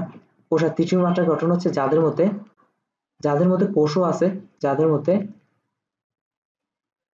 যাদের মধ্যে কোষ তো আছেই, তো যাদের মধ্যে কোষ তো আছে, আবার কোষ তো আছে, আবার ইয়া কিছু কোষ মিলে টিস্যু গঠন করছে, কিছু কোষ মিলে টিস্যু গঠন করছে, আমি টিস্যু কি এটা বুঝে আসছি অলরেডি, কিছু কোষ মিলে টিস্যু গঠন করেছে, ঠিক আছে। তো তার মানে এরা কারা হবে, এরা হচ্ছে পরিফেরার থেকে একটু এর উপরে পানিটাই, তো এর উপরে পর্বের পানিটাই তো পরিফেরা থেকে একটু উন্নত, মানে কোষীয় মাত্রা হচ্ছে সব থেকে উন্নত, কোষীয় মাত্রা থেকে একটু উন্নত হচ্ছে কোষ টিস্যু, মানে টিস্যু পর্যন্ত গেছে। হ্যাঁ, যাদের মধ্যে কোষও আছে, আবার কিছু টিস্যু দেখা যায়। টিস্যু মানে কি, অনেকগুলো কোষ মিলে যদি সেম টাইপের কাজ করে, সবগুলো কোষকে একত্রে আমরা কি বলবো, টিস্যু বলবো। রাইট, যে কয়টা কোষ মিলে সেম কাজ করতেছে, ওই কয়টা কোষকে আমরা একত্রে কি বলবো, টিস্যু বলবো। তাহলে টিস্যু দেখা যায়। তো টিস্যু দেখা যাবে কার মাত্রায়, পরিফেরার পর কি আসে, পরিফেরার পর আসে নিডারিয়া। পরিফেরার পর কারা আসে, নিডারিয়া পর্বের প্রাণীরা আসে। এগুলো আমরা পড়বো, নিডারিয়া পর্বের প্রাণীদের বৈশিষ্ট্য কি, পরিফেরা পর্বের প্রাণীদের বৈশিষ্ট্য কি, এগুলো আমরা পড়বো। হ্যাঁ, তাহলে পরিফেরা পর্বের প্রাণীদের পর কারা আসে, নিডারিয়া। নিডারিয়া ইংলিশ মানে কি, নিডারিয়া, ঠিক আছে। ওকে, CNIDARA। তারপর কোষ টিস্যু মাত্রার পর কি আসে, কোষ টিস্যু মাত্রার পর আসে যে 3 নম্বরে আসে টিস্যু অঙ্গমাত্রা গঠন, ঠিক আছে। টিস্যু অঙ্গমাত্রা গঠন, টিস্যু আর অঙ্গমাত্রা গঠন মানে যাদের মধ্যে টিস্যু তো আছেই, অঙ্গমাত্রা আবার ইয়েও আছে, কি আছে, টিস্যু অঙ্গমাত্রা গঠন। তো যাদের মধ্যে কি থাকবে, টিস্যু তো আছেই, যাদের মধ্যে টিস্যু তো আছেই, আবার কিছু টিস্যু মিলে অঙ্গ গঠন করে, টিস্যু তো আছেই, আবার কিছু টিস্যু মিলে আবার কিছু টিস্যু মিলে কিছু টিস্যু মিলে কিছু টিস্যু মিলে অঙ্গ গঠন করে। অঙ্গ গঠন লেখা একটু বিশ্রী হচ্ছে, কারণ আমি অনেক পড়াইতে হবে, তো তো সব টপিক কভার করতে গেলে একটু জাস্ট বুঝে দিয়ে আসলে তো হচ্ছে, লেখা তো আমি তো মুখেও বলতেছি, ঠিক আছে। যাদের মধ্যে টিস্যুতে আছে, আবার কিছু টিস্যু মিলে কি অঙ্গ গঠন করে, ঠিক আছে, আবার কিছু টিস্যু মিলে অঙ্গ গঠন করে। ওকে, এটা কাদের মধ্যে দেখা যাবে, অবশ্যই নিডারিয়া পর্বে যারা আছে ওদের মধ্যে দেখা যাবে। নিডারিয়া পর্বে কারা আছে, এই পর্বের প্রাণীটা হচ্ছে যে প্লাটিহেলমিনথেস, তাহলে প্লাটিহেলমিনথেসের মধ্যে দেখা যাবে প্লাটিহেলমিনথেস, হেলমিনথেস। ওকে, তারপর 4 নম্বরে কি দেখা যাবে, 4 নম্বরে দেখা যাবে যে কি বলে, টিস্যু অঙ্গের পর কি আসে, অঙ্গতন্ত্র মাত্রা গঠন, ঠিক আছে। 4 নম্বরে কি আসবে, 4 নম্বরে আসবে যে অঙ্গতন্ত্র গঠন, ঠিক আছে। ওকে, অঙ্গ অঙ্গতন্ত্র মাত্রার পানি, অঙ্গতন্ত্র মাত্রার পানি, অঙ্গতন্ত্র মাত্রার পানি যাদের মধ্যে অঙ্গতা আছে, সেম টপিক, যাদের মধ্যে অঙ্গ থাকবে, অঙ্গ তো আছে, সাথে আছে, সাথে কিছু অঙ্গ মিলে তন্ত্র গঠন করছে, কিছু অঙ্গ মিলে তন্ত্র গঠন করছে, মিলে তন্ত্র গঠন করছে, তন্ত্র গঠন করছে, ঠিক আছে। তো অঙ্গতন্ত্র মাত্রার গঠন কারা হবে, প্লাটিহেলমিনথেসের পরের পর্বের প্রাণীদের, যেমন প্লাটিহেলমিনথেসের পরে কি আসে, নেমাটোডা, এরপর আসে কি নেমাটোডা। এখন দেখ, অঙ্গতন্ত্র মাত্রার গঠনটা হচ্ছে কি সব থেকে উন্নত, এর উপর আর উন্নত নাই। তার মানে নেমাটোডার পর, মানে প্লাটিহেলমিনথেসের পর যত পর্বের প্রাণী আছে সবাই অঙ্গতন্ত্র মাত্রার গঠন। তো নেমাটোডা থেকে একদম করডাটা পর্যন্ত সবাই অঙ্গতন্ত্র মাত্রার গঠন, ঠিক আছে। কারণ অঙ্গতন্ত্র মাত্রার উপর তার কোনো উন্নত বৈশিষ্ট্য নাই। তো এইটুকু বৈশিষ্ট্য লাস্ট, আমরা এরপরে প্লাটিহেলমিনথেসের পর যারা আছে এরা সবাই অঙ্গতন্ত্র মাত্রার গঠনই হবে, মানে নেমাটোডা থেকে করডাটা পর্যন্ত। নেমাটোডা কি, করডাটা কি, প্লাটিহেলমিনথেস কি, এগুলো পর্বের প্রাণীদের বৈচিত্র্য কি, এগুলো আমরা সব পড়বো। তাহলে আপাতত একটু বুঝাতে পারছি কিনা বল, আশা করি আমরা বুঝছি যে তাহলে আমরা কি কি বলছি, একটু রিভাইজ দিয়ে আসি বলতে, এই যে এটা পড়লাম, এটা পড়ছি, দেহের আকার পড়ছি, সংগঠন ক্রম মাত্রা পড়ছি, এখন আমরা পড়বো জীবন পদ্ধতি। আচ্ছা, এখন আমরা কি পড়বো, জীবন পদ্ধতি। ওকে, জীবন পদ্ধতি। জীবন পদ্ধতি মানে কি, প্রাণীগুলো কিভাবে বসবাস করে বা ওদের কাজ কি, জীবন পদ্ধতি, ঠিক আছে। ওইটার উপর ভিত্তি করে আবার গ্রুপ তৈরি করছে। এক ধরনের প্রাণী হচ্ছে মুক্তজীবী, এরা হচ্ছে মুক্তজীবী, এরা কি মুক্তজীবী, মানে ওরা স্বাধীনভাবে চলাফেরা করে আর কি, ঠিক আছে, মুক্তজীবী। আচ্ছা, এখানে আরেকটা জিনিস আমি তোকে বুঝাই, তন্ত্র, অঙ্গতন্ত্র মাথায় করে, যেহেতু ফার্স্ট ইয়ার এখন তন্ত্র জিনিসটা কি একটু ক্লিয়ার করে দিই, না বুঝতে পারো। তন্ত্র মানে হচ্ছে যেমন যেমন রক্ত সংবহন তন্ত্র। রক্ত সংবহন তন্ত্র মানে কি, রক্ত যে আমাদের পুরো শরীরে সার্কুলেশন করতেছে, মানে রক্ত আমাদের পুরো শরীর সার্কুলেট হচ্ছে, ঘুরে আসতেছে, প্রবাহিত হচ্ছে রক্ত। তো এই যে রক্ত প্রবাহিত হচ্ছে, এটার পিছনে কি শুধু হার্টই দায়ী? আরো হার্ট একটা অঙ্গ, হার্টের সাথে সাথে আরো অনেক অঙ্গ দায়ী না? তো অনেকগুলো অঙ্গ মিলে রক্তটাকে কি প্রবাহিত করতেছে আমাদের সারা শরীরে। তার মানে সবগুলো অঙ্গকে আমরা একসাথে কি বলতেছি, এই অঙ্গগুলো মিলে বলতেছি রক্ত সংবহন তন্ত্র। মানে অনেকগুলো অঙ্গ মিলে রক্ত প্রবাহ চালানোটার কাজ করতেছে। ঠিক আছে, ওকে। তাহলে আমরা বুঝতে পারছি আশা করি মোটামুটি। এখন তাহলে জীবন পদ্ধতি হচ্ছে একটা পাওয়া যায় মুক্তজীবী। মুক্তজীবী মানে কি? মুক্তজীবী মানে হচ্ছে এদেরকে বলা হয় যারা স্বাধীনভাবে চলাচল করে, ফ্রি লিভিং। এদেরকে বলা হয় ইংলিশে কি বলা হয়? Free living. এদেরকে ইংলিশে বলা হয় ফ্রি লিভিং। ফ্রি লিভিং কেন? ওরা স্বাধীনভাবে চলাচল করে। স্বাধীনভাবে চলাচল করে বলতে কি? স্বাধীন তো আমার নাম। আচ্ছা, ভেরি গুড। স্বাধীনভাবে চলাচল করে। ঠিক আছে, স্বাধীনভাবে চলাচল করে। স্বাধীনভাবে চলাচল করে বলতে কি বুঝে ভাই? স্বাধীনভাবে চলাচল করে বলতে বোঝায় যে ও চলাচল করার সময় ও নর্মালি কারোর উপর নির্ভরশীল না। ঠিক আছে, অন্য কোনো প্রজাতির উপর নির্ভরশীল না। যেমন মানুষ, যেমন কারা? মানুষ ধর পৃথিবীতে কোনো মানুষ ছিল না, একটাই মানুষ ছিল, কি চলতে পারতো না? চলতে পারতো। ঠিক আছে, এরকম আর কি। মানে তুইও চাইলে এখন স্বাধীনভাবে চলাচল করতে পারবি না? তোর কি বসবাসের জন্য বা স্বাধীনভাবে চলাচলের জন্য আরেকজনের উপর নির্ভরশীল করতে হয়? হ্যাঁ, তুই বলবি যে হ্যাঁ, তোর বাপ মার উপর তুই নির্ভরশীল। তোর বাপ মা তো সেম প্রজাতির মানুষই, তো মানুষের উপর নির্ভরশীল হতে পারে, কিন্তু এমন তো না যে অন্য প্রজাতির উপর নির্ভরশীল, অন্য একটা প্রজাতির উপর নির্ভরশীল মানুষ। তার মানে স্বাধীনভাবে চলাচল করতে পারে মানুষ। তারপর হচ্ছে কি? গরু। গরু দেখবি যে রাস্তাঘাটে ঘুরে বেড়ায়, ঠিক আছে, ঘাস খায় গরু, নিজের ইচ্ছা হয়েছে খাইতে পারে। তারপর হচ্ছে কবুতর। আমরা শুধু এখন তো তুই বলতে পারিস যে দাদা আপনি শুধু এই উদাহরণগুলো দিচ্ছেন কেন? আরো কত উদাহরণ আছে। আরো কত উদাহরণ কেন পড়বো? আমাদের বইতে যতটুকু উদাহরণ দেওয়া আছে আমরা ওটুকু উদাহরণ নিয়ে পড়লে হচ্ছে। কবুতর কি মুক্তজীবী? এটা নিয়ে প্রশ্ন আসে। কবুতর নিয়ে প্রশ্ন আসে।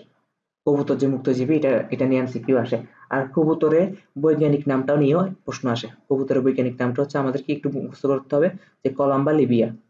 কলাম্বা কলাম্বা লিবিয়া।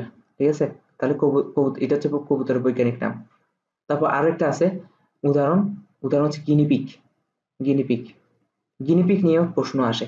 আচ্ছা, গিনিপিগের বৈজ্ঞানিক নামটা আমাদের মুখস্থ করতে হবে, সেটা হচ্ছে ক্যাভিয়া পোর্সেলাস। গিনিপিগের বৈজ্ঞানিক নাম হচ্ছে কি? ক্যাভিয়া পোর্সেলাস। পোর্সেলাস। আচ্ছা, বৈজ্ঞানিক নাম লেখার কিন্তু সিস্টেম আছে। বৈজ্ঞানিক নাম লেখার ক্ষেত্রে দুইটা ওয়ার্ড থাকে। দেখছোস? দুইটা ওয়ার্ডের মধ্যে প্রথম ওয়ার্ডটা যেটা আছে, এটার প্রথম অক্ষরটা সবসময় কি বড় হাতের হবে, আর সেকেন্ড ওয়ার্ডটা কি প্রথম অক্ষরটা সবসময় কি ছোট হাতের হবে। ছোট হাতের শুরু হবে, মাঝখানে স্পেস দিতে হবে। বুঝতে পারছি আশা করি। আচ্ছা, গিনিপিগের বৈজ্ঞানিক নাম হচ্ছে কি? ক্যাভিয়া পোর্সেলাস। গিনিপিগ কিন্তু একটা বিখ্যাত একটা প্রাণী। গিনিপিগ কেন বিখ্যাত? মানে এই যে এত কিছু ওষুধ তৈরি হচ্ছে, মানে মেডিসিন তৈরি হচ্ছে পুরো ওয়ার্ল্ডে। তো মেডিসিন গুলা মানুষের উপর খাটাবার আগে বিজ্ঞানীরা আগে কার উপর খাটায়? আগে খাটায় গিনিপিগের উপর। কারণ মানুষের উপর খাটাইলে তো ওদের পরীক্ষাটা ফেল হইতে পারে। ঠিক আছে, পরীক্ষা ফেল হইলে কি হবে? মানুষটা মারাও যেতে পারে। মানুষটা মারা গেলে তো জেল হবে। ঠিক আছে, এই যে মেডিসিনটা তৈরি করতেছে, মেডিসিনটাকে আজও কাজ দিবে কিনা, ঠিক আছে, এই কাজ দিবে কিনা এটা পরীক্ষা করার জন্য আগে গিনিপিগের মধ্যে খাটায় থাকে। কারণ গিনিপিগের বৈচিত্র্য অনেকটা মানুষের বৈচিত্র্যের সাথে মিলে। ঠিক আছে, ক্রোমোজোমের বৈচিত্র্যটা, এগুলো আস্তে আস্তে বোটানি পড়লে বুঝবি। বোটানির দিকেই আছে গিনিপিগের ব্যাপারটা। ঠিক আছে, ওখানে ক্রোমোজোম সংখ্যাটা মিলে। আচ্ছা, সেই কারণে তো গিনিপিগের উপর খাটায় যদি দেখে যে হ্যাঁ ঠিক আছে মেডিসিনটা সফল হয়েছে, তাহলে তখন মানুষের উপর খাটানো যায়। ঠিক আছে, যেমন নাপা নাপা নাপা আগে গিনিপিগের উপর খাটাইছে, তারপর হচ্ছে কি মানুষের উপর খাটাইছে। ঠিক আছে, মানে দুনিয়ার যত মেডিসিন আছে এই মেডিসিন গুলো আগে পরীক্ষা করে দেখি গিনিপিগের উপর। সেই জন্য অনেকে বলে না বাংলা কথা যে তুই কি আমাকে গিনিপিগ পাইছিস? গিনিপিগ পাইছিস মানে কি? যে তুই কি আমাকে মানে সবকিছু আমার উপর টেস্ট করে করে দেখতেছস যে আমি কি মজার পাত্র নাকি, এটাই ভাবে বলে। ঠিক আছে, তার মানে গিনিপিগ কি সেটা বুঝতে পারছি আমি। তারপর হচ্ছে মুক্তজীবী কি, তার মানে এটা বুঝতে পারছি। এখন হচ্ছে পরজীবী। তো পরজীবী মানে কি? পরজীবী তো নাম শুনলেই বুঝতেছস। পরজীবী মানে কি? অপরকে আশ্রয় করে বাঁচে। ঠিক আছে, পরজীবী মানে কি? আর পরজীবীকে ইংলিশে কি বলা হয়েছে? প্যারাসাইট। ঠিক আছে, প্যারাসাইট। প্যারাসাইট প্যারাসাইট মানে কি? যারা হচ্ছে অপরকে আশ্রয় করে।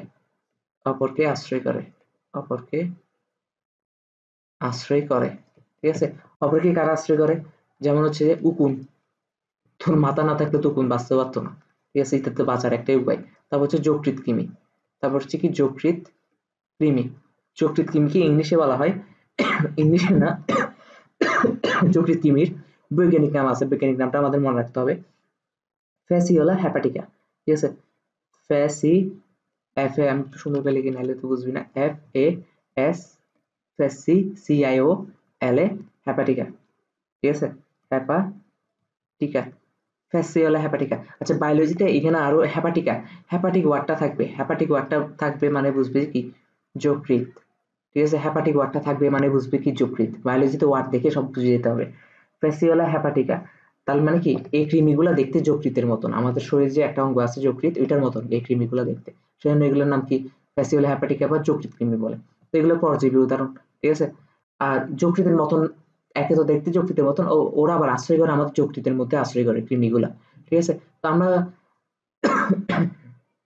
এটার নাম দিচ্ছি কি হ্যাপাটিকা, ফ্যাসিওলা হ্যাপাটিকা। তো আমাদের যকৃৎ না থাকলে তোরা আশ্রয় করতে পারতো না, ঠিক না? তো এটা হচ্ছে কি পরজীবী একটা উদাহরণ। ঠিক আছে, পরজীবীকারা যারা অন্যকে আশ্রয় করে বাঁচে। তারপর হচ্ছে কি মিথজীবী। আমাদের এরপর কি আসে মিথজীবী। আচ্ছা, মিথজীবী নিয়ে পড়ালেখা আছে ভালো। এটা যখন হাইড্রা চ্যাপ্টারটা পড়াবো, হাইড্রা, তখন আরো বুঝবে মিথজীবী মানে কি। মিথজীবী কি ইংলিশে বলা হয় সিমবায়ন্ট। ঠিক আছে, সিমবায়ন্ট, সিমবায়ন্ট। ঠিক আছে, সিমবায়ন্ট। সিম বলতে কি বোঝায়? সিম বলতে বোঝায় একসাথে। ঠিক আছে, সিম বলতে কি বোঝায়? একসাথে। আমি বলছি না বায়োলজি ফিল করতে হবে, ওয়ার্ড দেখে বুঝে যেতে হবে। বায়ন মানে কি জীব। ঠিক আছে, তার মানে এই জীবগুলো একসাথে বসবাস করে। ঠিক আছে, একসাথে বসবাস করে, প্লাস প্লাস হচ্ছে কি, আচ্ছা, মৃতজীবী প্রাণী হতে গেলে বা সিম্বায়োটিক প্রাণী হতে গেলে এখানে দুইটা কাজ করতে হবে। কয়টা কাজ? দুইটা কাজ। একটা হচ্ছে ভিন্ন ভিন্ন প্রজাতির সদস্য, মানে ভিন্ন প্রজাতির সদস্য একসাথে বাস করবে। ঠিক আছে, কারণ সিম্বায়ন মানে কি একসাথে জীব বাস করে, যারা ওদেরকে বোঝায়। ঠিক আছে, কারণ সিম মানে কি একসাথে, বায়ন মানে কি জীব। তার মানে সিম্বায়ন জীব কারা? যারা একসাথে বাস করে। হ্যাঁ, ভিন্ন প্রজাতির একসাথে কারা বাস করতে হবে? অবশ্যই ভিন্ন প্রজাতির জীব হলে তবে একসাথে, এটাকে আমরা মিথজীবী প্রাণী বলতে পারবো। ঠিক আছে, ভিন্ন প্রজাতির জীব যখন একসাথে বাস করে, যখন একসাথে বাস করে এবং একে অপরকে উপকার করে, ঠিক আছে, এবং উভয় উপকৃত হয়। এই দুইটা ঘটনা ঘটলে তখন আমরা বলতে পারবো এটা কি মিথজীবী প্রাণী। ঠিক আছে, এবং উভয় উপকৃত উপকৃত হয়, তাহলে এটা হচ্ছে কি, এটা হচ্ছে মিথজীবী প্রাণী। আমি যদি উদাহরণ দিই, ক্লোরোহাইড্রা, দ্বারা বানানটা ক্লোরোহাইড্রা ভিরিডিসিমা, ক্লোরোহাইড্রা ভিরিডিসিমা, এটা কি একটা হাইড্রার নাম। ঠিক আছে, ক্লোরোহাইড্রা ভিরিডিসিমা।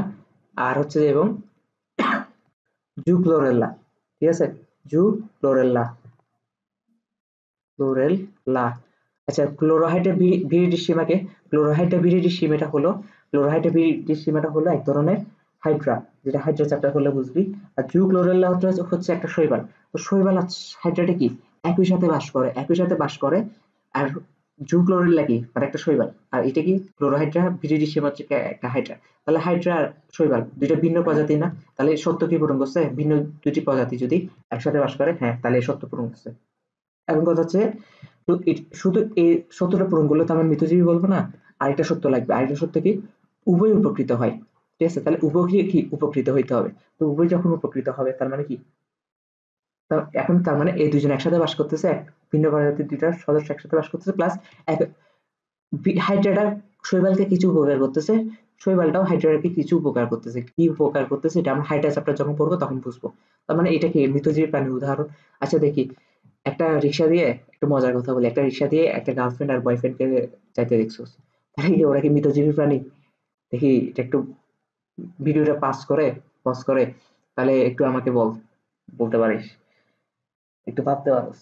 ঠিক আছে, দুইটা, একটা গার্লফ্রেন্ড বয়ফ্রেন্ড রিক্সা দিয়ে যাচ্ছে, এরা কি মৃতজীবী প্রাণী কিনা? কারণ আর ওরা তো একে অপরকে উপকার করতেছে কোনো না কোনো ভাবে। তাহলে ওরা কি মৃতজীবী প্রাণী? উত্তরটা হচ্ছে না, ওরা মৃতজীবী প্রাণী না। কারণ কেন? ওরা তো ভিন্ন প্রজাতির না, ওরা তো ভিন্ন প্রজাতির জীব না। গার্লফ্রেন্ডও মানুষ, বয়ফ্রেন্ডও মানুষ, সেম প্রজাতির মানুষ, সেম প্রজাতি। তো সেম প্রজাতির মধ্যে সেম প্রজাতিকে আমরা কি মৃতজীবী বলতে পারবো? মৃতজীবী বলতে পারবো না। ঠিক আছে, যদি একটা গরু আর একটা মানুষ, কথার কথা বলতেছি, গরুটা যদি একটা মানুষকে উপকার করে থাকে আর মানুষটা যদি একটা গরুকে উপকার করে থাকে, আর দুইজন যদি সেম ভাবে একটা নির্দিষ্ট জায়গায় বাস করে, তাহলে ওরা একে অপরের মৃতজীবী প্রাণী। আশা করি বুঝাতে পারছেন। কারণ গরু একটা প্রজাতি, মানুষ আরেকটা প্রজাতি, ভিন্ন প্রজাতি হতে হবে, আবার উভয় উপকৃত হইতে হবে। তারপর হচ্ছে কি জীবন পদ্ধতির মধ্যে আরেকটা আছে, সেটা হচ্ছে সহজীবী। জীবন পদ্ধতির মধ্যে আরেকটা আছে, সেটা কি? একটা হচ্ছে সহজীবী। সহজীবীটা কি? সহজীবীটা হচ্ছে যে সহজীবীটা হচ্ছে যে এ, সহজীবী মানে কি? সহজীবী মানে হচ্ছে একসাথে। সহজীবী মানে কি? একসাথে। তার মানে কি? আবারও সেম সংজ্ঞা, মৃতজীবী আর সহজীবী কি সেম? না।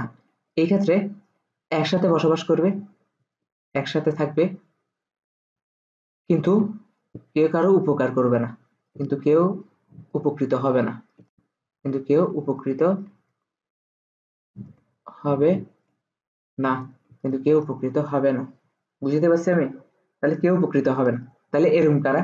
একটা উদাহরণ দেন। এই যে আবারও লিওনার্দো দা ভিঞ্চি ওই ফিরে আসলাম, আবার একটু আঁকবো। ঠিক আছে? তোর একটা হাঙ্গর রাখতেছি, এটা তোর একটা হাঙ্গর। ঠিক আছে? এটা তোর একটা হাঙ্গর। কত সুন্দর করে রাখছি, দেখছস? লিওনার্দো দা ভিঞ্চির ছোট ভাই, এটা হাঙ্গর তোর। ঠিক আছে? এই যে হাঙ্গর। এই হাঙ্গরের মধ্যে মাঝে মাঝে আরেকটা প্রাণী দেখা যায়। এটা কি? এটা হচ্ছে শার্ক। ঠিক আছে?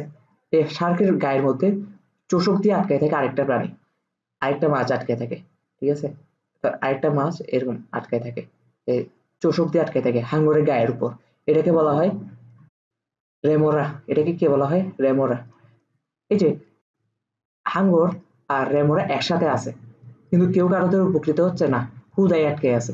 রেমোরাটা হুদাই হাঙ্গরের শরীরে আটকে থাকে, এর কোনো উপকৃত হয় না, জাস্ট মানে কোনো উপকৃত উপকার হয় না ওর, জাস্ট এমনি আটকে থাকে, ওর ইচ্ছে হয়েছে আটকে রাখছে, আটকে আটকে আছে। তো এই হুদাই যে আটকে থাকে মানে কেউ কারোতে উপকৃত হচ্ছেন, কিন্তু আবার একসাথে থাকতেছে, একসাথে থাকবে।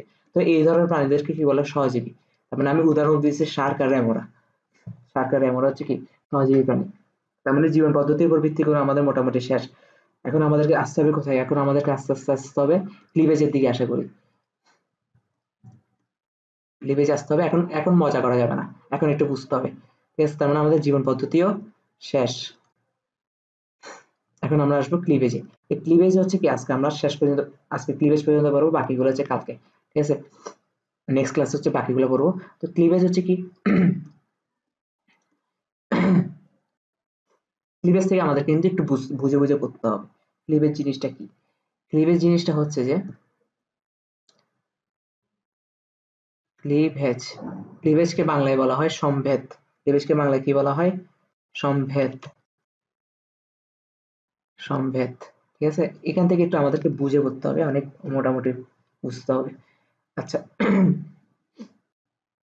ধর এটা একটা ডিম্বাণু। আশা করি ডিম্বাণু কোথায় থাকে তোরা জানোস। এটা একটা ডিম্বাণু। এটা কি? একটা ডিম্বাণু। ঠিক আছে? ডিম্বাণুটার সাথে এটা কি? এটা একটা শুক্রাণু। ঠিক আছে? এটা কি? একটা শুক্রাণু। দুইটার মধ্যে কি হয়েছে? মিলন ঘটছে। দুইটা মিলছে, মিলে কি তৈরি করে? মিলে প্রথম যে কোষটা তৈরি করে এটা হচ্ছে জাইগোট। কি তৈরি করবে? জাইগোট তৈরি করবে অবশ্যই, আশা করি এটা জানোস। হুম, জাইগোট তৈরি করলো। আর জাইগোট কি? জাইগোট অবশ্যই এক কোষী। ঠিক আছে? এই জিনিসটা কিন্তু বায়োলজিতে প্রায় আসে যে জাইগোট কয় কোষী। জাইগোট এক কোষী ভাই। জাইগোট এক কোষী না, কারণ শুক্রাণু আর ডিম্বাণু তো মিলন হয়ে গেছে, মিলন হয়ে একটা মাত্র কোষ তৈরি করছে, সেটা হচ্ছে কি? জাইগোট। ঠিক আছে? তার মানে এই শুক্রাণু একটা কোষ ছিল, ডিম্বাণু একটা কোষ ছিল, ঠিক আছে, কিন্তু দুইটা তো মিলে গেছে। এখন মিলে কি তৈরি করবে? একটাই কোষ তৈরি করবে আলটিমেটলি। তার মানে এটাকে কি বলবো? জাইগোট বলবো। ঠিক আছে? এই জাইগোটটা পরবর্তীতে কি হয়? জাইগোটটা হচ্ছে পরবর্তীতে মাইটোসিস কোষ বিভাজনে। মাইটোসিস কোষ বিভাজন মানে কি জানোস কিনা জানি না, তবে হালকা একটু আইডিয়া দিয়ে দিই। মাইটোসিস কোষ বিভাজন হচ্ছে যে কোষটা বিভাজিত হয়ে ঠিক সেম কোষ দুইবার তৈরি করবে। ঠিক আছে? এটা বিভাজিত হয়ে এটারই মতন কোষ দুইবার তৈরি করবে। তার মানে এটাতে যদি নিউক্লিয়াস একটা থাকে, এরকম একটা নিউক্লিয়াস যুক্ত দুইটা কোষ তৈরি করবে। এটাতে যদি 40টা 46টা ক্রোমোজোম থাকে, জায়গাটা যদি 46টা ক্রোমোজোম থাকে, তাহলে এটার বিভক্ত হয়ে যখন দুইটা কোষ তৈরি হবে, প্রতিটা কোষে 46টা করে ক্রোমোজোম থাকবে। ঠিক আছে? সেম গুণ সম্পন্ন। তো এই আমরা মাইটোসিস কোষ বিভাজন ডিটেলস পড়বো বোটানিতে, বোটানি থার্ড চ্যাপ্টারটাতে। আপাতত বোটানি থার্ড চ্যাপ্টার না, সেকেন্ড চ্যাপ্টারটাতে। ঠিক আছে? ওই কোষ বিভাজন চ্যাপ্টার। তো আপাতত একটু বুঝে রাখ, একটু বুঝলে হবে। তো তার মানে মাইটোসিস কোষ বিভাজনে কি তৈরি করবে? দুইটা কোষ তৈরি করবে প্রথম মাইটোসিস বিভাজনে। এই যে এটা নিউক্লিয়াস, এটা একটা নিউক্লিয়াস, এটা একটা নিউক্লিয়াস, এখানে একটা নিউক্লিয়াস ছিল, ঠিক আছে। ওকে, এখন কি হবে, এখন আবার মাইটোসিস বিভাজন হবে, দুইটা থেকে কয়টা হবে, এটা থেকে দুইটা, এটা থেকে দুইটা, তাহলে চারটা হবে, তাহলে দুইটা থেকে চারটা, চারটা মাইটোসিস সেম, এগুলো সবগুলো কোষ দেখতে কিন্তু সেম হবে, কারণ মাইটোসিস কোষ বিভাজন সমগুণ সম্পন্ন হুবহু মাতৃকোষের মাতৃকোষের মতন হলে তখন এগুলাকে কি বলে, মাইটোসিস কোষ বিভাজন বলে। কারণ বিভাজিত হয়ে কোষের সংখ্যা বৃদ্ধি করবে কিন্তু দেখতে হুবহু মাতৃকোষের মতন, মানে মাতৃকোষের গুণ সম্পন্ন, চারোটা কোষই মাতৃকোষের গুণ সম্পন্ন হবে। তো এরকম করতে দুইটা থেকে চারটা, চারটা থেকে আটটা, আটটা থেকে 16 এরকম করতে করতে একটা একসময় বহুকোষী অবস্থায় পরিণত হবে, অনেকগুলা কোষে পরিণত হবে, এই যে অনেকগুলা কোষ, এই যে অনেকগুলা কোষ, এই যে অনেকগুলা কোষ, ঠিক আছে, এই যে অনেকগুলা কোষ, অনেকগুলা কোষ, এই যে অনেকগুলা কোষ তৈরি হয়ে গেল বহুকোষী, আমি তো আর এতগুলো দেখাচ্ছি না, অনেকগুলা কোষ, এই যে বহুকোষী, এই যে এই অবস্থাটাকে বলা হয় ভ্রূণ, এই অবস্থাটাকে কি বলা হয়, ভ্রূণ। তাহলে ভ্রূণ জিনিসটা কি আমরা বুঝতে পারছি, জাইগোট যখন তৈরি হয়, প্রথম কোষ হচ্ছে জাইগোট, জাইগোটটা আস্তে আস্তে কোষ বিভাজিত হতে হতে বহুকোষী ভ্রূণে পরিণত হয়। এই যে জাইগোটটা, প্রথমে জাইগোট ছিল, জাইগোটটা আস্তে আস্তে মাইটোসিস কোষ বিভাজনের মাধ্যমে অনেকগুলো কোষে পরিণত হতে হতে এরকম একটা সময় অনেকগুলো কোষ মিলে একটা বহুকোষী ভ্রূণে পরিণত হয়, ঠিক আছে। এই যে জাইগোট থেকে ভ্রূণে পরিণত হয়েছে, এই প্রসেসটাকে বলা হয় ক্লিভেজ, ঠিক আছে।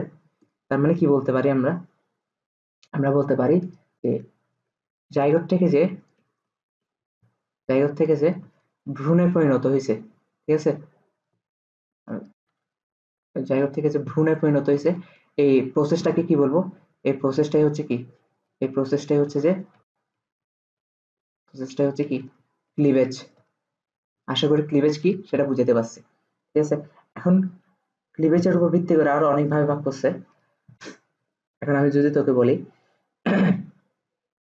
আচ্ছা, তাহলে আমরা এই লাইনটা একটু এদিকে নিয়ে যাই, একদম নিচে নিয়ে গেলাম, ওকে। এই যে ভ্রূণ, এই যে ভ্রূণে পরিণত হওয়ার পর, এই যে ভ্রূণে পরিণত হওয়ার পর ভ্রূণের মতো অনেকগুলো কোষ আছে না, এই প্রতিটা কোষকে বলা হয় ব্লাস্টোমিয়ার। এই প্রতিটা কোষকে কি বলা হয়, মানে এই কোষটার নাম ব্লাস্টোমিয়ার, এই কোষটার নাম ব্লাস্টোমিয়ার, ঠিক আছে। আমি যদি বলি একটু মার্কার করতে, এই কোষটার নাম ব্লাস্টোমিয়ার, এই কোষটার নাম ব্লাস্টোমিয়ার, এই কোষটার নাম ব্লাস্টোমিয়ার, এই কোষটার নাম ব্লাস্টোমিয়ার। ব্লাস্টোমিয়ার কেন, এটার নাম ব্লাস্টোমিয়ার দিচ্ছে আর কি, ঠিক আছে। ওকে, এই কোষগুলাকে বলা হয় ব্লাস্টোমিয়ার, ঠিক আছে। প্রতিটা কোষের নাম হচ্ছে ব্লাস্টোমিয়ার। আচ্ছা, এটা বুঝাতে পারছি আশা করি। আচ্ছা, জাইগোট মানে কি, জাইগোট মানে কি, জাইগোট মানে কি শুক্রাণু আর ডিম্বাণু মিলে হয়েছে না, তার মানে কি শুক্রাণু যখন ডিম্বাণুর সাথে মিলন হয় তখন ডিম্বাণুটা নিষিক্ত হয়, শুক্রাণু যখন ডিম্বাণুর সাথে মিলন হয় তখন ডিম্বাণুটাকে কি বলা হয়, নিষিক্ত ডিম্বাণু। তার মানে জাইগোট কি, জাইগোট কি একটা নিষিক্ত ডিম্বাণু না। আচ্ছা, তাহলে আমরা কি বলতে পারি, জাইগোটকে আমরা বলতে পারি না যে নিষিক্ত ডিম্বাণু, জাইগোট মানে কি একটা নিষিক্ত ডিম্বাণু, নিষিক্ত ডিম্বাণু। আর এই নিষিক্ত ডিম্বাণুটাকে বলা হয় ডিম, এটাকে কি বলা হয়, ডিম বলা হয়, ঠিক আছে। ডিম ক্ষেত্রে মানুষেরও ডিম হয়, তারপর হচ্ছে যে বিভিন্ন প্রাণীরও ডিম হয়, কিন্তু মানুষের ডিম হচ্ছে কুসুম টুসুম আর হয় না আর কি, ঠিক আছে। তো আমরা একটু পর কুসুম টুসুম নিয়ে পড়ালেখা করলে বুঝবি কি মানুষেরটা বুঝাচ্ছি না, ঠিক আছে। নিষিক্ত ডিম্বাণু, এই নিষিক্ত ডিম্বাণুটাকে বলা হয় ডিম। এখন কথা হচ্ছে যে এই যে আমরা মুরগি ডিম পারে না, তার মানে মুরগি ডিম পারে যে এটা কি অ্যাকচুয়ালি মুরগির জাইগোট, ঠিক আছে। মুরগির জাইগোটটাকে ওই যে শুক্রাণু, পুরুষ মুরগির যখন শুক্রাণু আর স্ত্রী মুরগির কি ডিম্বাণু মিলন হয়, মানে মোরগ আর মুরগির যখন কি শুক্রাণু ডিম্বাণু মিলন হয় তখন জাইগোট তৈরি হয়, জাইগোটটাকে বলা হয় নিষিক্ত ডিম্বাণু। এই নিষিক্ত ডিম্বাণুটা হচ্ছে কি আমরা ডিম হিসেবে খাই। তাহলে বুঝাতে পারছি আশা করি আমি ব্যাপারটা বুঝাতে পারছি। তাহলে নিষিক্ত ডিম্বাণু হচ্ছে এটা ডিম। তাহলে এখন কথা হচ্ছে যে এই যে আমি যদি আরেক কিছু কথা বলি, একটু সুন্দর করে রাখতে হবে আমার ব্যাপারটা। আচ্ছা, এটা ধর ডিম, ঠিক আছে, এটা তোর কি ডিম। তো ডিমের মধ্যে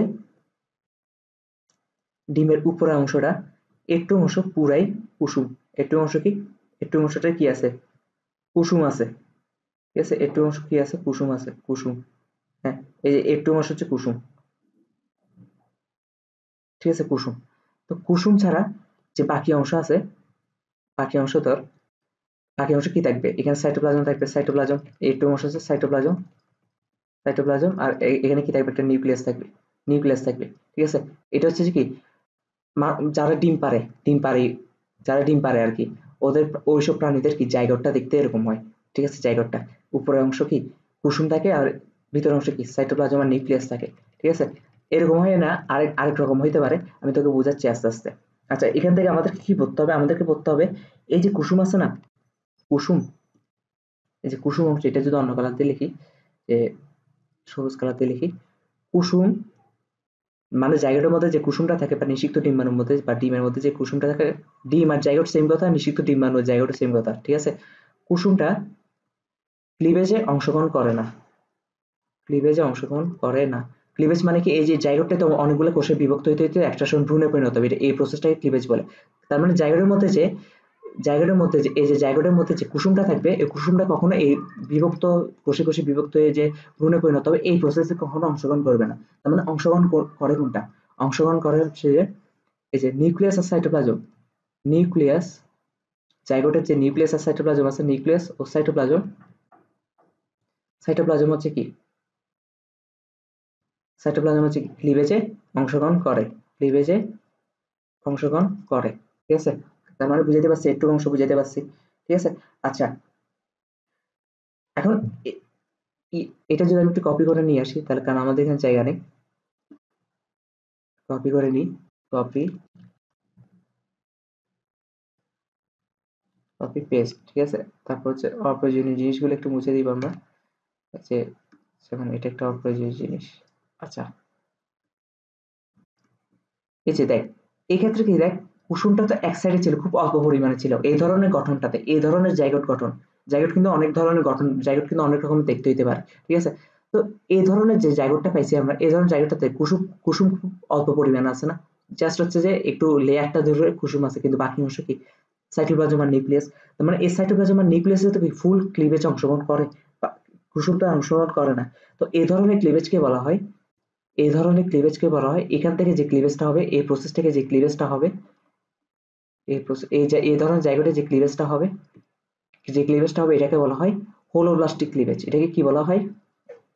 হোলোব্লাস্টিক ক্লিভেজ, এটাকে বলা হয় হোলোব্লাস্টিক ক্লিভেজ। হোলোব্লাস্টিক ক্লিভেজ কেন বলা হয় দেখি বল। হোলো মানে কি?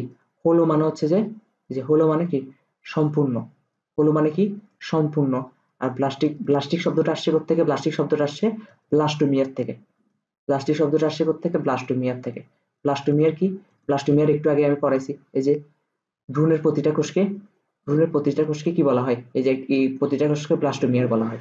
তাহলে প্লাস্টিক শব্দ আসছে ব্লাস্টোমিয়ার থেকে, তাহলে হোলো শব্দ আসছে সম্পূর্ণ থেকে। মানে এটা দ্বারা বুঝাইছে জাইগোটের সম্পূর্ণ অংশই ক্লিভেজে অংশগ্রহণ করে ব্লাস্টোমিয়ার কোষগুলো তৈরি করে। কারণ ব্লাস্টোমিয়ার কোষগুলো কি মানে ভ্রূণের কোষগুলো তৈরি করে। হোলো মানে কি সম্পূর্ণ, এই যে সম্পূর্ণ অংশ না, কারণ কুসুম আছে শুধু লেয়ার জুড়ে, ঠিক আছে? কুসুম তার ক্লিভেজে অংশগ্রহণ করে না, তাহলে কুসুম আছে শুধু লেয়ার জুড়ে। তো এই ধরনের বলতে পারি না বেশিরভাগ অঞ্চল জুড়ে নিউক্লিয়াস আর সাইটোপ্লাজম আছে, মানে সম্পূর্ণ অংশটাই, প্রায় সম্পূর্ণ অংশটাই কি নিউক্লিয়াস সাইটোপ্লাজম। আর প্রায় সম্পূর্ণ অংশটাই যখন ক্লিভেজে অংশগ্রহণ করছে, এই ধরনের ক্লিভেজকে কি বলা হয়? হোলোব্লাস্টিক ক্লিভেজ বলা হয়, ঠিক আছে? তারপর আরেক ধরনের ক্লিভেজ পাওয়া যায়, আরেক ধরনের ক্লিভেজ হচ্ছে ম্যারোব্লাস্টিক ক্লিভেজ। ম্যারোব্লাস্টিক ক্লিভেজটা কেমন? ম্যারোব্লাস্টিক ক্লিভেজটা হচ্ছে জাইগোটটা দেখতে যদি এরকম হয়, ধর এটা একটা জাইগোট, জাইগোটটা দেখতে যদি কোনো কারণ এরকম হয়, যে জাইগোটের অর্ধেক অংশ কুসুম, ধর একটু অংশ কি, একটু অংশ হচ্ছে কুসুম, কুসুম অংশটা আমি হলুদ কালার দিয়ে দেখলাম, একটু অংশ কি কুসুম, ঠিক আছে? আর অর্ধেক অংশ হচ্ছে সাইটোপ্লাজম আর নিউক্লিয়াস, আর অর্ধেক অংশ হচ্ছে সাইটোপ্লাজম আর নিউক্লিয়াস, এই যে অর্ধেক অংশ হচ্ছে আর অর্ধেক অংশ কি সাইটোপ্লাজম, সাইটোপ্লাজম আর নিউক্লিয়াস, ঠিক আছে? তাহলে এখন দেখ, এখন আমরা জানি কুসুম হচ্ছে কি অংশগ্রহণ করে না, হ্যাঁ? এই তো অংশগ্রহণ করবে কোনটা? শুধু সাইটোপ্লাজম আর নিউক্লিয়াস। আর এই ক্ষেত্রে কি হয়েছে, শুধু সাইটোপ্লাজম আর নিউক্লিয়াস মানে অর্ধেক অংশ জুড়ে আছে না, শুধু অর্ধেক অংশ জুড়ে। তার মানে এই ধরনের মধ্যে এই প্রসেসে এই জায়গাটি যে ক্লিভেজটা ঘটবে, এই জায়গাটি যে ক্লিভেজটা ঘটবে, এই ক্লিভেজটাকে বলবো, এই ক্লিভেজটাকে বলবো ম্যারোব্লাস্টিক ক্লিভেজ। এই ক্লিভেজটাকে কি বলবো? ম্যারোব্লাস্টিক ক্লিভেজ। ম্যারোব্লাস্টিক, ম্যারোব্লাস্টিক ক্লিভেজ, ঠিক আছে? ম্যারোব্লাস্টিক ক্লিভেজ, ম্যারোব্লাস্টিক ক্লিভেজ মানে কি?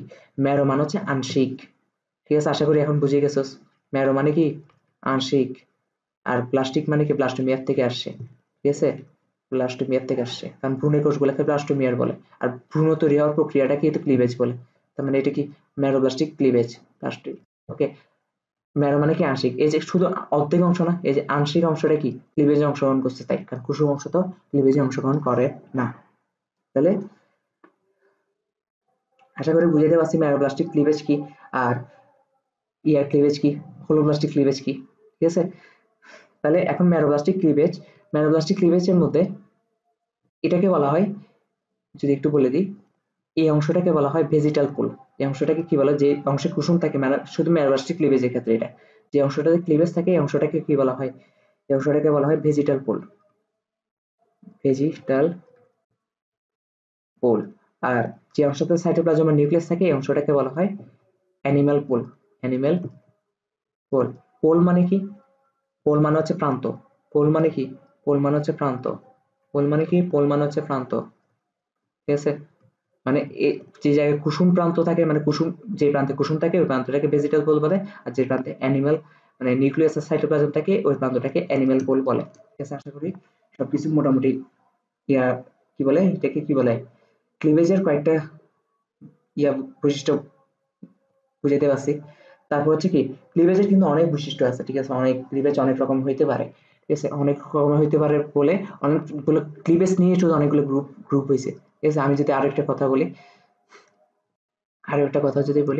তাহলে সেজন্য ক্লিভেজ নিয়ে আমাদের একটু ভালো করে পড়ালেখা করতে হবে, এগুলো একবার পড়ে ফেলে দুনিয়ার ইজি টপিক, সবই ইজি টপিক, এখানে কঠিন কিছু পড়াইছি আমি কি কিছু বুঝি না, বায়োলজি পোলাবেন পাই পাই গেল, ঠিক আছে। তাহলে দেখ আরেকটা গ্রুপ হতে পারে, এতক্ষণ গ্রুপটা করছে কি হোলোব্লাস্টিক আর ম্যারোব্লাস্টিকের উপর, ঠিক আছে। এখন গ্রুপটা হবে যে নির্দিষ্ট ক্লিভেজ আর অনির্দিষ্ট ক্লিভেজ, ঠিক আছে,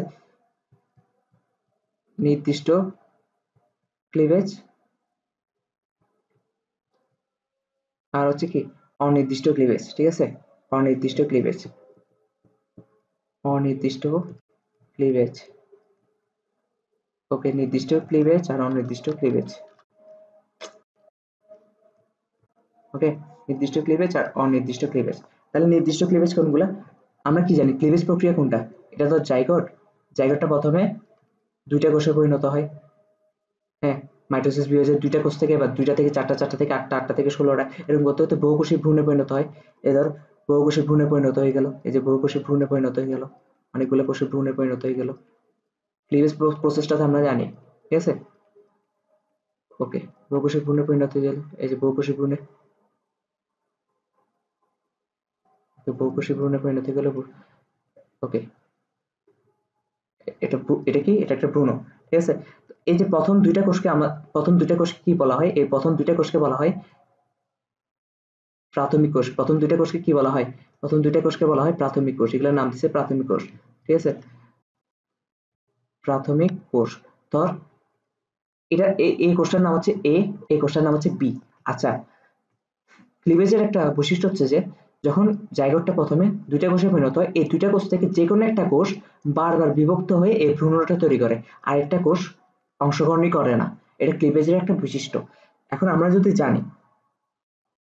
যদি জানি যে এই কোষটাই, এই কোষটা থেকেই, এই যে এই কোষটা থেকেই এটা তৈরি হয়েছে, এই ভ্রূণটা তৈরি হয়েছে, তাহলে তার মানে কি আমরা নির্দিষ্ট করে বলে দিচ্ছি না যে এই কোষটা থেকে ভ্রূণটা তৈরি হয়েছে, এই কোষটা থেকে ভ্রূণটা তৈরি হয়েছে, এই কোষটা থেকে ভ্রূণটা তৈরি হয়েছে, আর এমন হতে পারে বি কোষটা থেকে ভ্রূণটা তৈরি হয়েছে, এই কোষটা অংশগ্রহণ করেনি, ঠিক আছে। কিন্তু মোট কথা নির্দিষ্ট ক্লিভেজ হচ্ছে ওই ধরনের ক্লিভেজ যে ধরনের ক্লিভেজ আমরা বলতে পারবো কোন প্রাথমিক কোষটা ভ্রূণ গঠনে অংশগ্রহণ করছে, এই ধরনের ক্লিভেজকে বলা হয় নির্দিষ্ট ক্লিভেজ, ঠিক আছে। আশা করি বুঝাতে পারছি। তার মানে অনির্দিষ্ট ক্লিভেজ কোনটা হবে, অনির্দিষ্ট ক্লিভেজ ঠিক উল্টাটা হবে, মানে পুরো প্রসেস সেম। আমি যদি চিত্রটা আবার নিয়ে আসি, এই যে ফুল প্রসেস সেম, কথা হচ্ছে যে কিন্তু এই ক্ষেত্রে আমরা জানবো না এই কোষটা থেকে ভ্রূণ তৈরি হচ্ছে নাকি বি কোষটা থেকে ভ্রূণ তৈরি হচ্ছে, আমরা সেটা জানবো না, ঠিক আছে। তো আমরা যদি না জানি, এটা হচ্ছে কি অনির্দিষ্ট ক্লিভেজ, মানে নির্দিষ্ট করে বলা যাচ্ছে না, আমরা শিওর না। আর নির্দিষ্ট ক্লিভেজে কি আমরা জানি যে আমরা আগে থেকে জানবো এই কোষটা থেকে বা উন্নত বি কোষটা থেকে ভ্রূণটা তৈরি হচ্ছে, ঠিক আছে। যেহেতু শিওরে বলতে পারতেছি সেজন্য এটার নাম কি নির্দিষ্ট ক্লিভেজ। আর যদি এটাতে শিওর না কোন কোষটা থেকে তৈরি হচ্ছে, এটাকে বলা হয় অনির্দিষ্ট ক্লিভেজ। আশা করি সব বুঝাতে পারছি আমি, ঠিক আছে। এখন সবকিছু তার লিখে লিখে পড়ানো সম্ভব না, এখন সবকিছু নোট করে দিলে আমাদের ক্লাসের ডিউরেশন বাড়বে কিন্তু টপিক কভার কম হবে, ঠিক আছে? কারণ বায়োলজিতে এত লিখে দেওয়ার কিছু না, আমার মুখের কথাগুলাই তুই লিখতে পারবি, কিন্তু ফিজিক্স কেমিস্ট্রির ক্ষেত্রে আমি নোট করাই দিব, যেহেতু তোর এখনো ফার্স্ট ইয়ার সেকেন্ড ইয়ার, একদম শুরু থেকে নোট থাকলে এগুলো কি একদম সব ক্লিয়ার থাকবে। হ্যাঁ, কিন্তু বায়োলজির ক্ষেত্রে তো তোরা মোটামুটি মুখে বললেই হচ্ছে, বুঝতেছস? আচ্ছা, এখন হচ্ছে যে বিভাজন তলের উপর ভিত্তি করে ক্লিভেজ আবার 3 প্রকার, ঠিক আছে? কিসের উপর ভিত্তি করে? বিভাজন তলের উপর ভিত্তি করে। বিভাজন তলের উপর ভিত্তি করে ক্লিভেজ কয় প্রকার? 3 প্রকার। ক্লিভেজ কয় প্রকার? 3 প্রকার। কি কি? অরিও, অরিও মানে রেডিয়াল।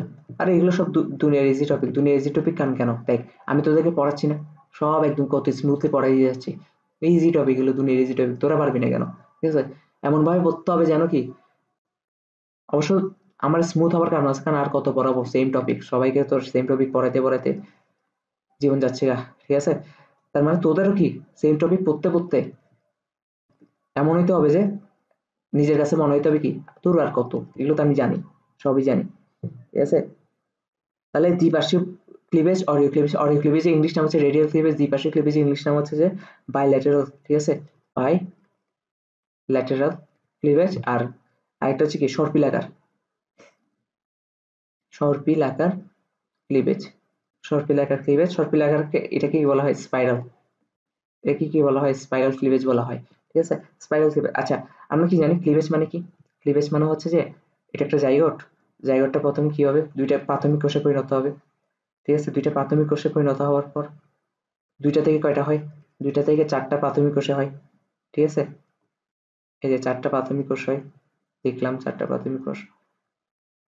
তারপর হচ্ছে কি, তারপর হচ্ছে কি, তারপর হচ্ছে যে যদি কোনো কারণে এরপর বহুকোষী ভ্রূণে পরিণত হওয়ার পর 4টা থেকে 8টা, 8টা থেকে 16টা, 16টা থেকে 32টা, এরকম করতে করতে যখন বহুকোষী ভ্রূণে পরিণত হবে, তখন যদি ভ্রূণের গঠনটা এমন হয়, ভ্রূণের গঠনটা যদি এমন হয়, কোনো কারণ আমি তো এখানে সবগুলো দেখাইতে পারতেছি না, এখানে কথা কথা তোর বহুকোষী, বহুকোষী ভ্রূণ আমি মোটামুটি 8টা কোষ দিয়ে দেখাই দিচ্ছি, ঠিক আছে? 8টা ভ্রূণের গঠন যদি এমন হয়, যখন আমরা ভ্রূণটাকে আমরা তার একটু দ্বারা, হ্যাঁ, ভ্রূণটাকে আমরা এক্স ওয়াই অক্ষ বরাবর সমান 2 ভাগে ভাগ করতে পারি। দেখতো ওয়াই অক্ষ বরাবর সমান 2 ভাগে যখন ভাগ করছে তখন কি হয়েছে? তখন হচ্ছে যে এই পাশেও 4টা আছে, এই পাশেও 4টা আছে। হ্যাঁ, আবার এক্স অক্ষ বরাবর সমান 2 ভাগে ভাগ করতে পারবো। এই যে এক্স অক্ষ বরাবর যদি সমান 2 ভাগে ভাগ করি, তখন দেখতো এখানেও 4টা আছে, উপরে এক্স অক্ষের উপরেও 4টা আছে, এই যে এক্স অক্ষের নিচেও 4টা আছে। এই ধরনের ক্লিভেজকে কি বলা হয়? এই ধরনের ক্লিভেজকে বলা হয় অরিও ক্লিভেজ, ঠিক আছে? এটা কিসের চিত্র? এটা চিত্রটা হচ্ছে অরিও ক্লিভেজের চিত্র, বুঝতে পারছি আশা করি। মানে এক্স অক্ষ আর ওয়াই অক্ষকে ভাগ করলে, ওয়াই অক্ষে ভাগ করলেও সমান 2টা ভাগ পাবো, এক্স অক্ষে ভাগ করলেও সমান 2টা ভাগ পাবো, ঠিক আছে? তাহলে চিত্রটা কি? চিত্রটা হচ্ছে অরিও ক্লিভেজ, অরিও ক্লিভেজ পাবো, এটা হচ্ছে অরিও ক্লিভেজ। আর আমি আগে বলছি অরিও ক্লিভেজের বায়োলজিতে কি এমসিকিউ বেশি ইম্পর্টেন্ট, এমসিকিউ কি ইয়া থেকে বেশি আসে, এক্সাম্পল থেকে বেশি আসে। তাহলে অরিও ক্লিভেজের এক্সাম্পল কোনটা? অরিও ক্লিভেজের এক্সাম্পল হচ্ছে অতে অ, অতে অ দিয়ে অরিও না, অ দিয়ে আবার কি হয়? আর্থ্রোপোডা হয়। তাহলে আর্থ্রোপোডা, এটা এবার মনে রাখবি, এটা অনেক ইম্পর্টেন্ট ভাই, অনেক ইম্পর্টেন্ট। এখান থেকে প্রশ্ন আসবে যে নিচের কোনটিতে অরিও ক্লিভেজ হয়, তার মানে আর্থ্রোপোডাতে কি অরিও ক্লিভেজ হয়। ওকে, এখন হচ্ছে দ্বিপার্শ্বীয় ক্লিভেজ। দ্বিপার্শ্বীয় ক্লিভেজটা যদি আমি অন্য পৃষ্ঠা দেখাই, এতে দ্বিপার্শ্বীয় ক্লিভেজে এটা প্রথমে একটা জায়গা হয়, জায়গাটা আবার জায়গা কি হয়? জায়গা 2টা কোষে পরিণত হয়, 2টা প্রাথমিক কোষে পরিণত হলো, খুব ভালো কথা, 2টা খুব ভালো কথা। তারপর 2টা থেকে কয়টা হয়? 2টা থেকে 4টা হয়, 4টা হয়, 4টা হয়। কিন্তু 4টার পর এরপর যদি বহুকোষী ভ্রূণে পরিণত হওয়ার সময় গঠনটা যদি এমন হয় কোনো কারণে, বহুকোষী ভ্রূণে পরিণত হয়েছে কোনো কারণে, তো বহুকোষী কোনো কারণে মানে কি ভ্রূণে পরিণত হওয়ার প্রক্রিয়াটা কিন্তু ক্লিভেজ বলে। আর আমার মোবাইলে একটা মেসেজ আসছে, তো তখন একটু ইয়ে হয়ে গেছিলাম, মাইন্ড ডাইভার্ট হয়ে গেছিল। আচ্ছা, তাহলে বহুকোষী যখন ভ্রূণে পরিণত হয়, তো বহুকোষী ভ্রূণটা যদি এভাবে তৈরি হয়, দেখ একটু ঠিক ছিল, একটু ঠিক ছিল, একটু ঠিক ছিল, কোনো এক অক্ষ বরাবর বেশি বিভাজিত হয়ে গেছে কোষগুলা, কোন একটা এক অক্ষ বরাবর। তাহলে একটা জিনিস খেয়াল কর, তাহলে কি হলো? তাহলে আচ্ছা দেখো, এইটাকে সমান দুই ভাগে ভাগ করা যাচ্ছে না, তার মানে একটু পর্যন্ত কি প্রথম যে বিভাজনটা হয় জায়গোটে দ্বিপার্শ্বীয় ক্লিভেজের ক্ষেত্রে এটা অরিয়, ঠিক আছে, মানে কি এটা একটা অরিয়, অরিশ লিখে দিছি, অরিয় ক্লিভেজ।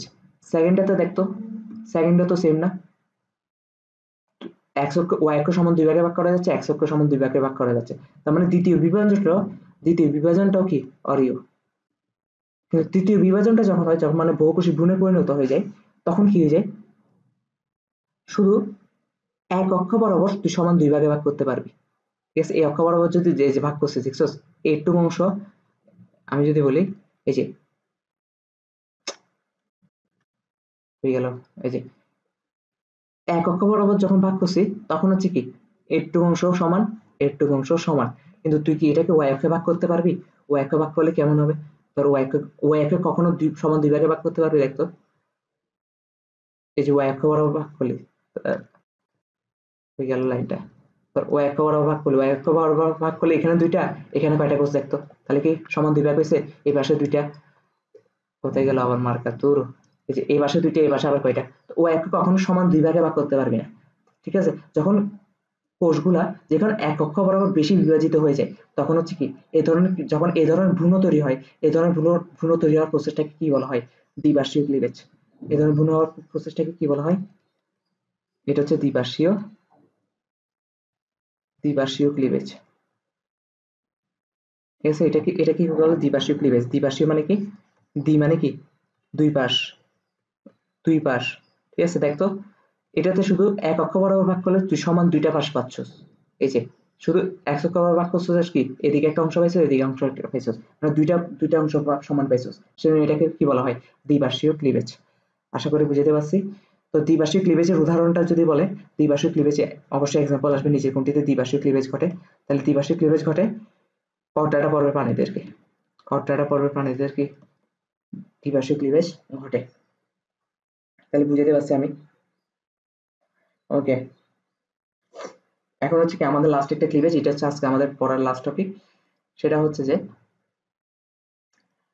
স্পাইরাল ক্লিভেজ, ঠিক আছে। স্পাইরাল ক্লিভেজটা কেমন, স্পাইরাল ক্লিভেজটা হচ্ছে যে ধর এটা একটা জাইগোট, খুব ভালো কথা, জাইগোট হওয়ার পর, জাইগোট হওয়ার পর এই জাইগোটটা আবার প্রাথমিক দুইটা কোষে পরিণত হয়, একটু পর্যন্ত কি অরিও কিন্তু সমান দুই দুই অক্ষে ভাগ করা যায়, তাহলে এটা কি অরিও ক্লিভেজ, এখন পর্যন্ত অরিও ক্লিভেজ। এরপর কি হয়, এরপর যখন সমান চার ভাগে হয় এটাও কিন্তু অরিও ক্লিভেজ, ঠিক আছে, অরিও ক্লিভেজ, ঠিক আছে। এদের দুইটা থেকে চারটা হয়, এখনো কিন্তু অরিও ক্লিভেজের উদাহরণ, কিন্তু এখন পার্থক্য হচ্ছে যে জাইগোট কি, আমরা কি বলছিলাম, একটা জাইগোটে দুইটা প্রান্ত থাকে, ঠিক আছে। একটা হচ্ছে কি অ্যানিমেল পোল, অ্যানিমেল পোল থাকে, অ্যানিমেল পোল মানে কি যে প্রান্তে হচ্ছে নিউক্লিয়াস আর ইয়া থাকে আর কি, সাইটোপ্লাজম থাকে, আরেকটা থাকে কি ভেজিটাল পোল, ঠিক আছে। আরেকটা কি থাকে, ভেজিটাল পোল থাকে বলছিলাম তাই না, এটা হচ্ছে অ্যানিমেল পোল, আরেকটা হচ্ছে ভেজিটাল পোল কি যে জায়গায় কুসুম থাকে, হ্যাঁ। ধর কুসুম যে জায়গায় থাকে ওই কোষগুলোকে আমি কি করছি, হলুদ কালার দিয়ে লিখছি, ঠিক আছে, হলুদ কালার দিয়ে আঁকলাম, এই যে কুসুম যে জায়গাগুলোতে থাকে হলুদ কালার, ওকে। এখন একটু পর্যন্ত এটা অরিও ক্লিভেজ, ঠিক আছে, এটা মানলাম, এটা অরিও ক্লিভেজ, এটা অরিও ক্লিভেজ, এটা অরিও, কিন্তু এরপর যখন মানে তৃতীয়বার যখন বিভাজন হয়, তখন বিভাজন হওয়ার আগে ধর এই অংশটা কি অ্যানিমেল পোল, এটা হচ্ছে জাইগোটের অ্যানিমেল পোল, এই যে ধর এটা হচ্ছে অ্যানিমেল পোল, আর এটা হচ্ছে কি ভেজিটাল পোল, নিচের অংশটা হচ্ছে কি ভেজিটাল পোল, এক অক্ষের নিচেরটা হচ্ছে ভেজিটাল পোল, উপরেরটা হচ্ছে অ্যানিমেল পোল। কোনো কারণে যদি তৃতীয় বিভাজনের সময় তৃতীয়বার যখন বিভাজিত হতে যাবে, কারণ দুইবার তো অলরেডি গেছে, দুইটা অরিও ক্লিভেজ, ঠিক আছে, ভেজিটাল পোলের কোষগুলা অ্যানিমেল পোলে চলে আসে, অ্যানিমেল পোলের কোষগুলো যদি ভেজিটাল পোলে চলে আসে, এরপর যখন বিভাজনটা হয়, বিভাজন হয়ে এরপর যে ভ্রূণটা তৈরি হয়, বিভিন্ন ভ্রূণ, এরপর যে ভ্রূণ তৈরি হবে, এই ভ্রূণ প্রসেসটাকে কি বলা হবে, এই ভ্রূণ প্রসেসটাকে বলা হবে সর্পিলাকার ক্লিভেজ বা স্পাইরাল ক্লিভেজ। এটা হচ্ছে স্পাইরাল, এটাকে কেন স্পাইরাল ক্লিভেজ বলা হয়, এরে ভেজিটাল পোলের গুলো অ্যানিমেল পোলে আসে, অ্যানিমেল পোলের কোষগুলো ভেজিটাল পোলে আসে, এটা একটা ঘূর্ণায়মান না, এই ঘূর্ণায়মানটাকে স্পাইরাল বলে না, স্পাইরাল মানে কি বৃত্তাকার বা ঘূর্ণায়মান, ঠিক আছে। সর্পিলাকার মানে কি পেঁচানো বা ঘূর্ণায়মান, এই যে সর্পিলাকার ক্লিভেজ, তো এটাকে কি বলা হয়, স্পাইরাল ক্লিভেজ। তো স্পাইরাল ক্লিভেজে যদি উদাহরণ দিতে বলে কাদের মধ্যে স্পাইরাল ক্লিভেজ হয়, স্পাইরাল ক্লিভেজের উদাহরণ কাদের মধ্যে হয়, তাহলে স্পাইরাল ক্লিভেজের উদাহরণ হয় যে, এটা মনে রাখবি মাতে হয়। মা মানে কি, একটা হচ্ছে মলাস্কা, আর অ্যানেলিডা। ঠিক আছে, মালাস্কার কোথায়? অ্যানেলিডাতে। ঠিক আছে, বুঝতে পারছি আশা করি। তাহলে আজকের ক্লাস এতটুকুই, আমরা পরবর্তী ক্লাসে এরপর থেকে কন্টিনিউ করব। টাটা।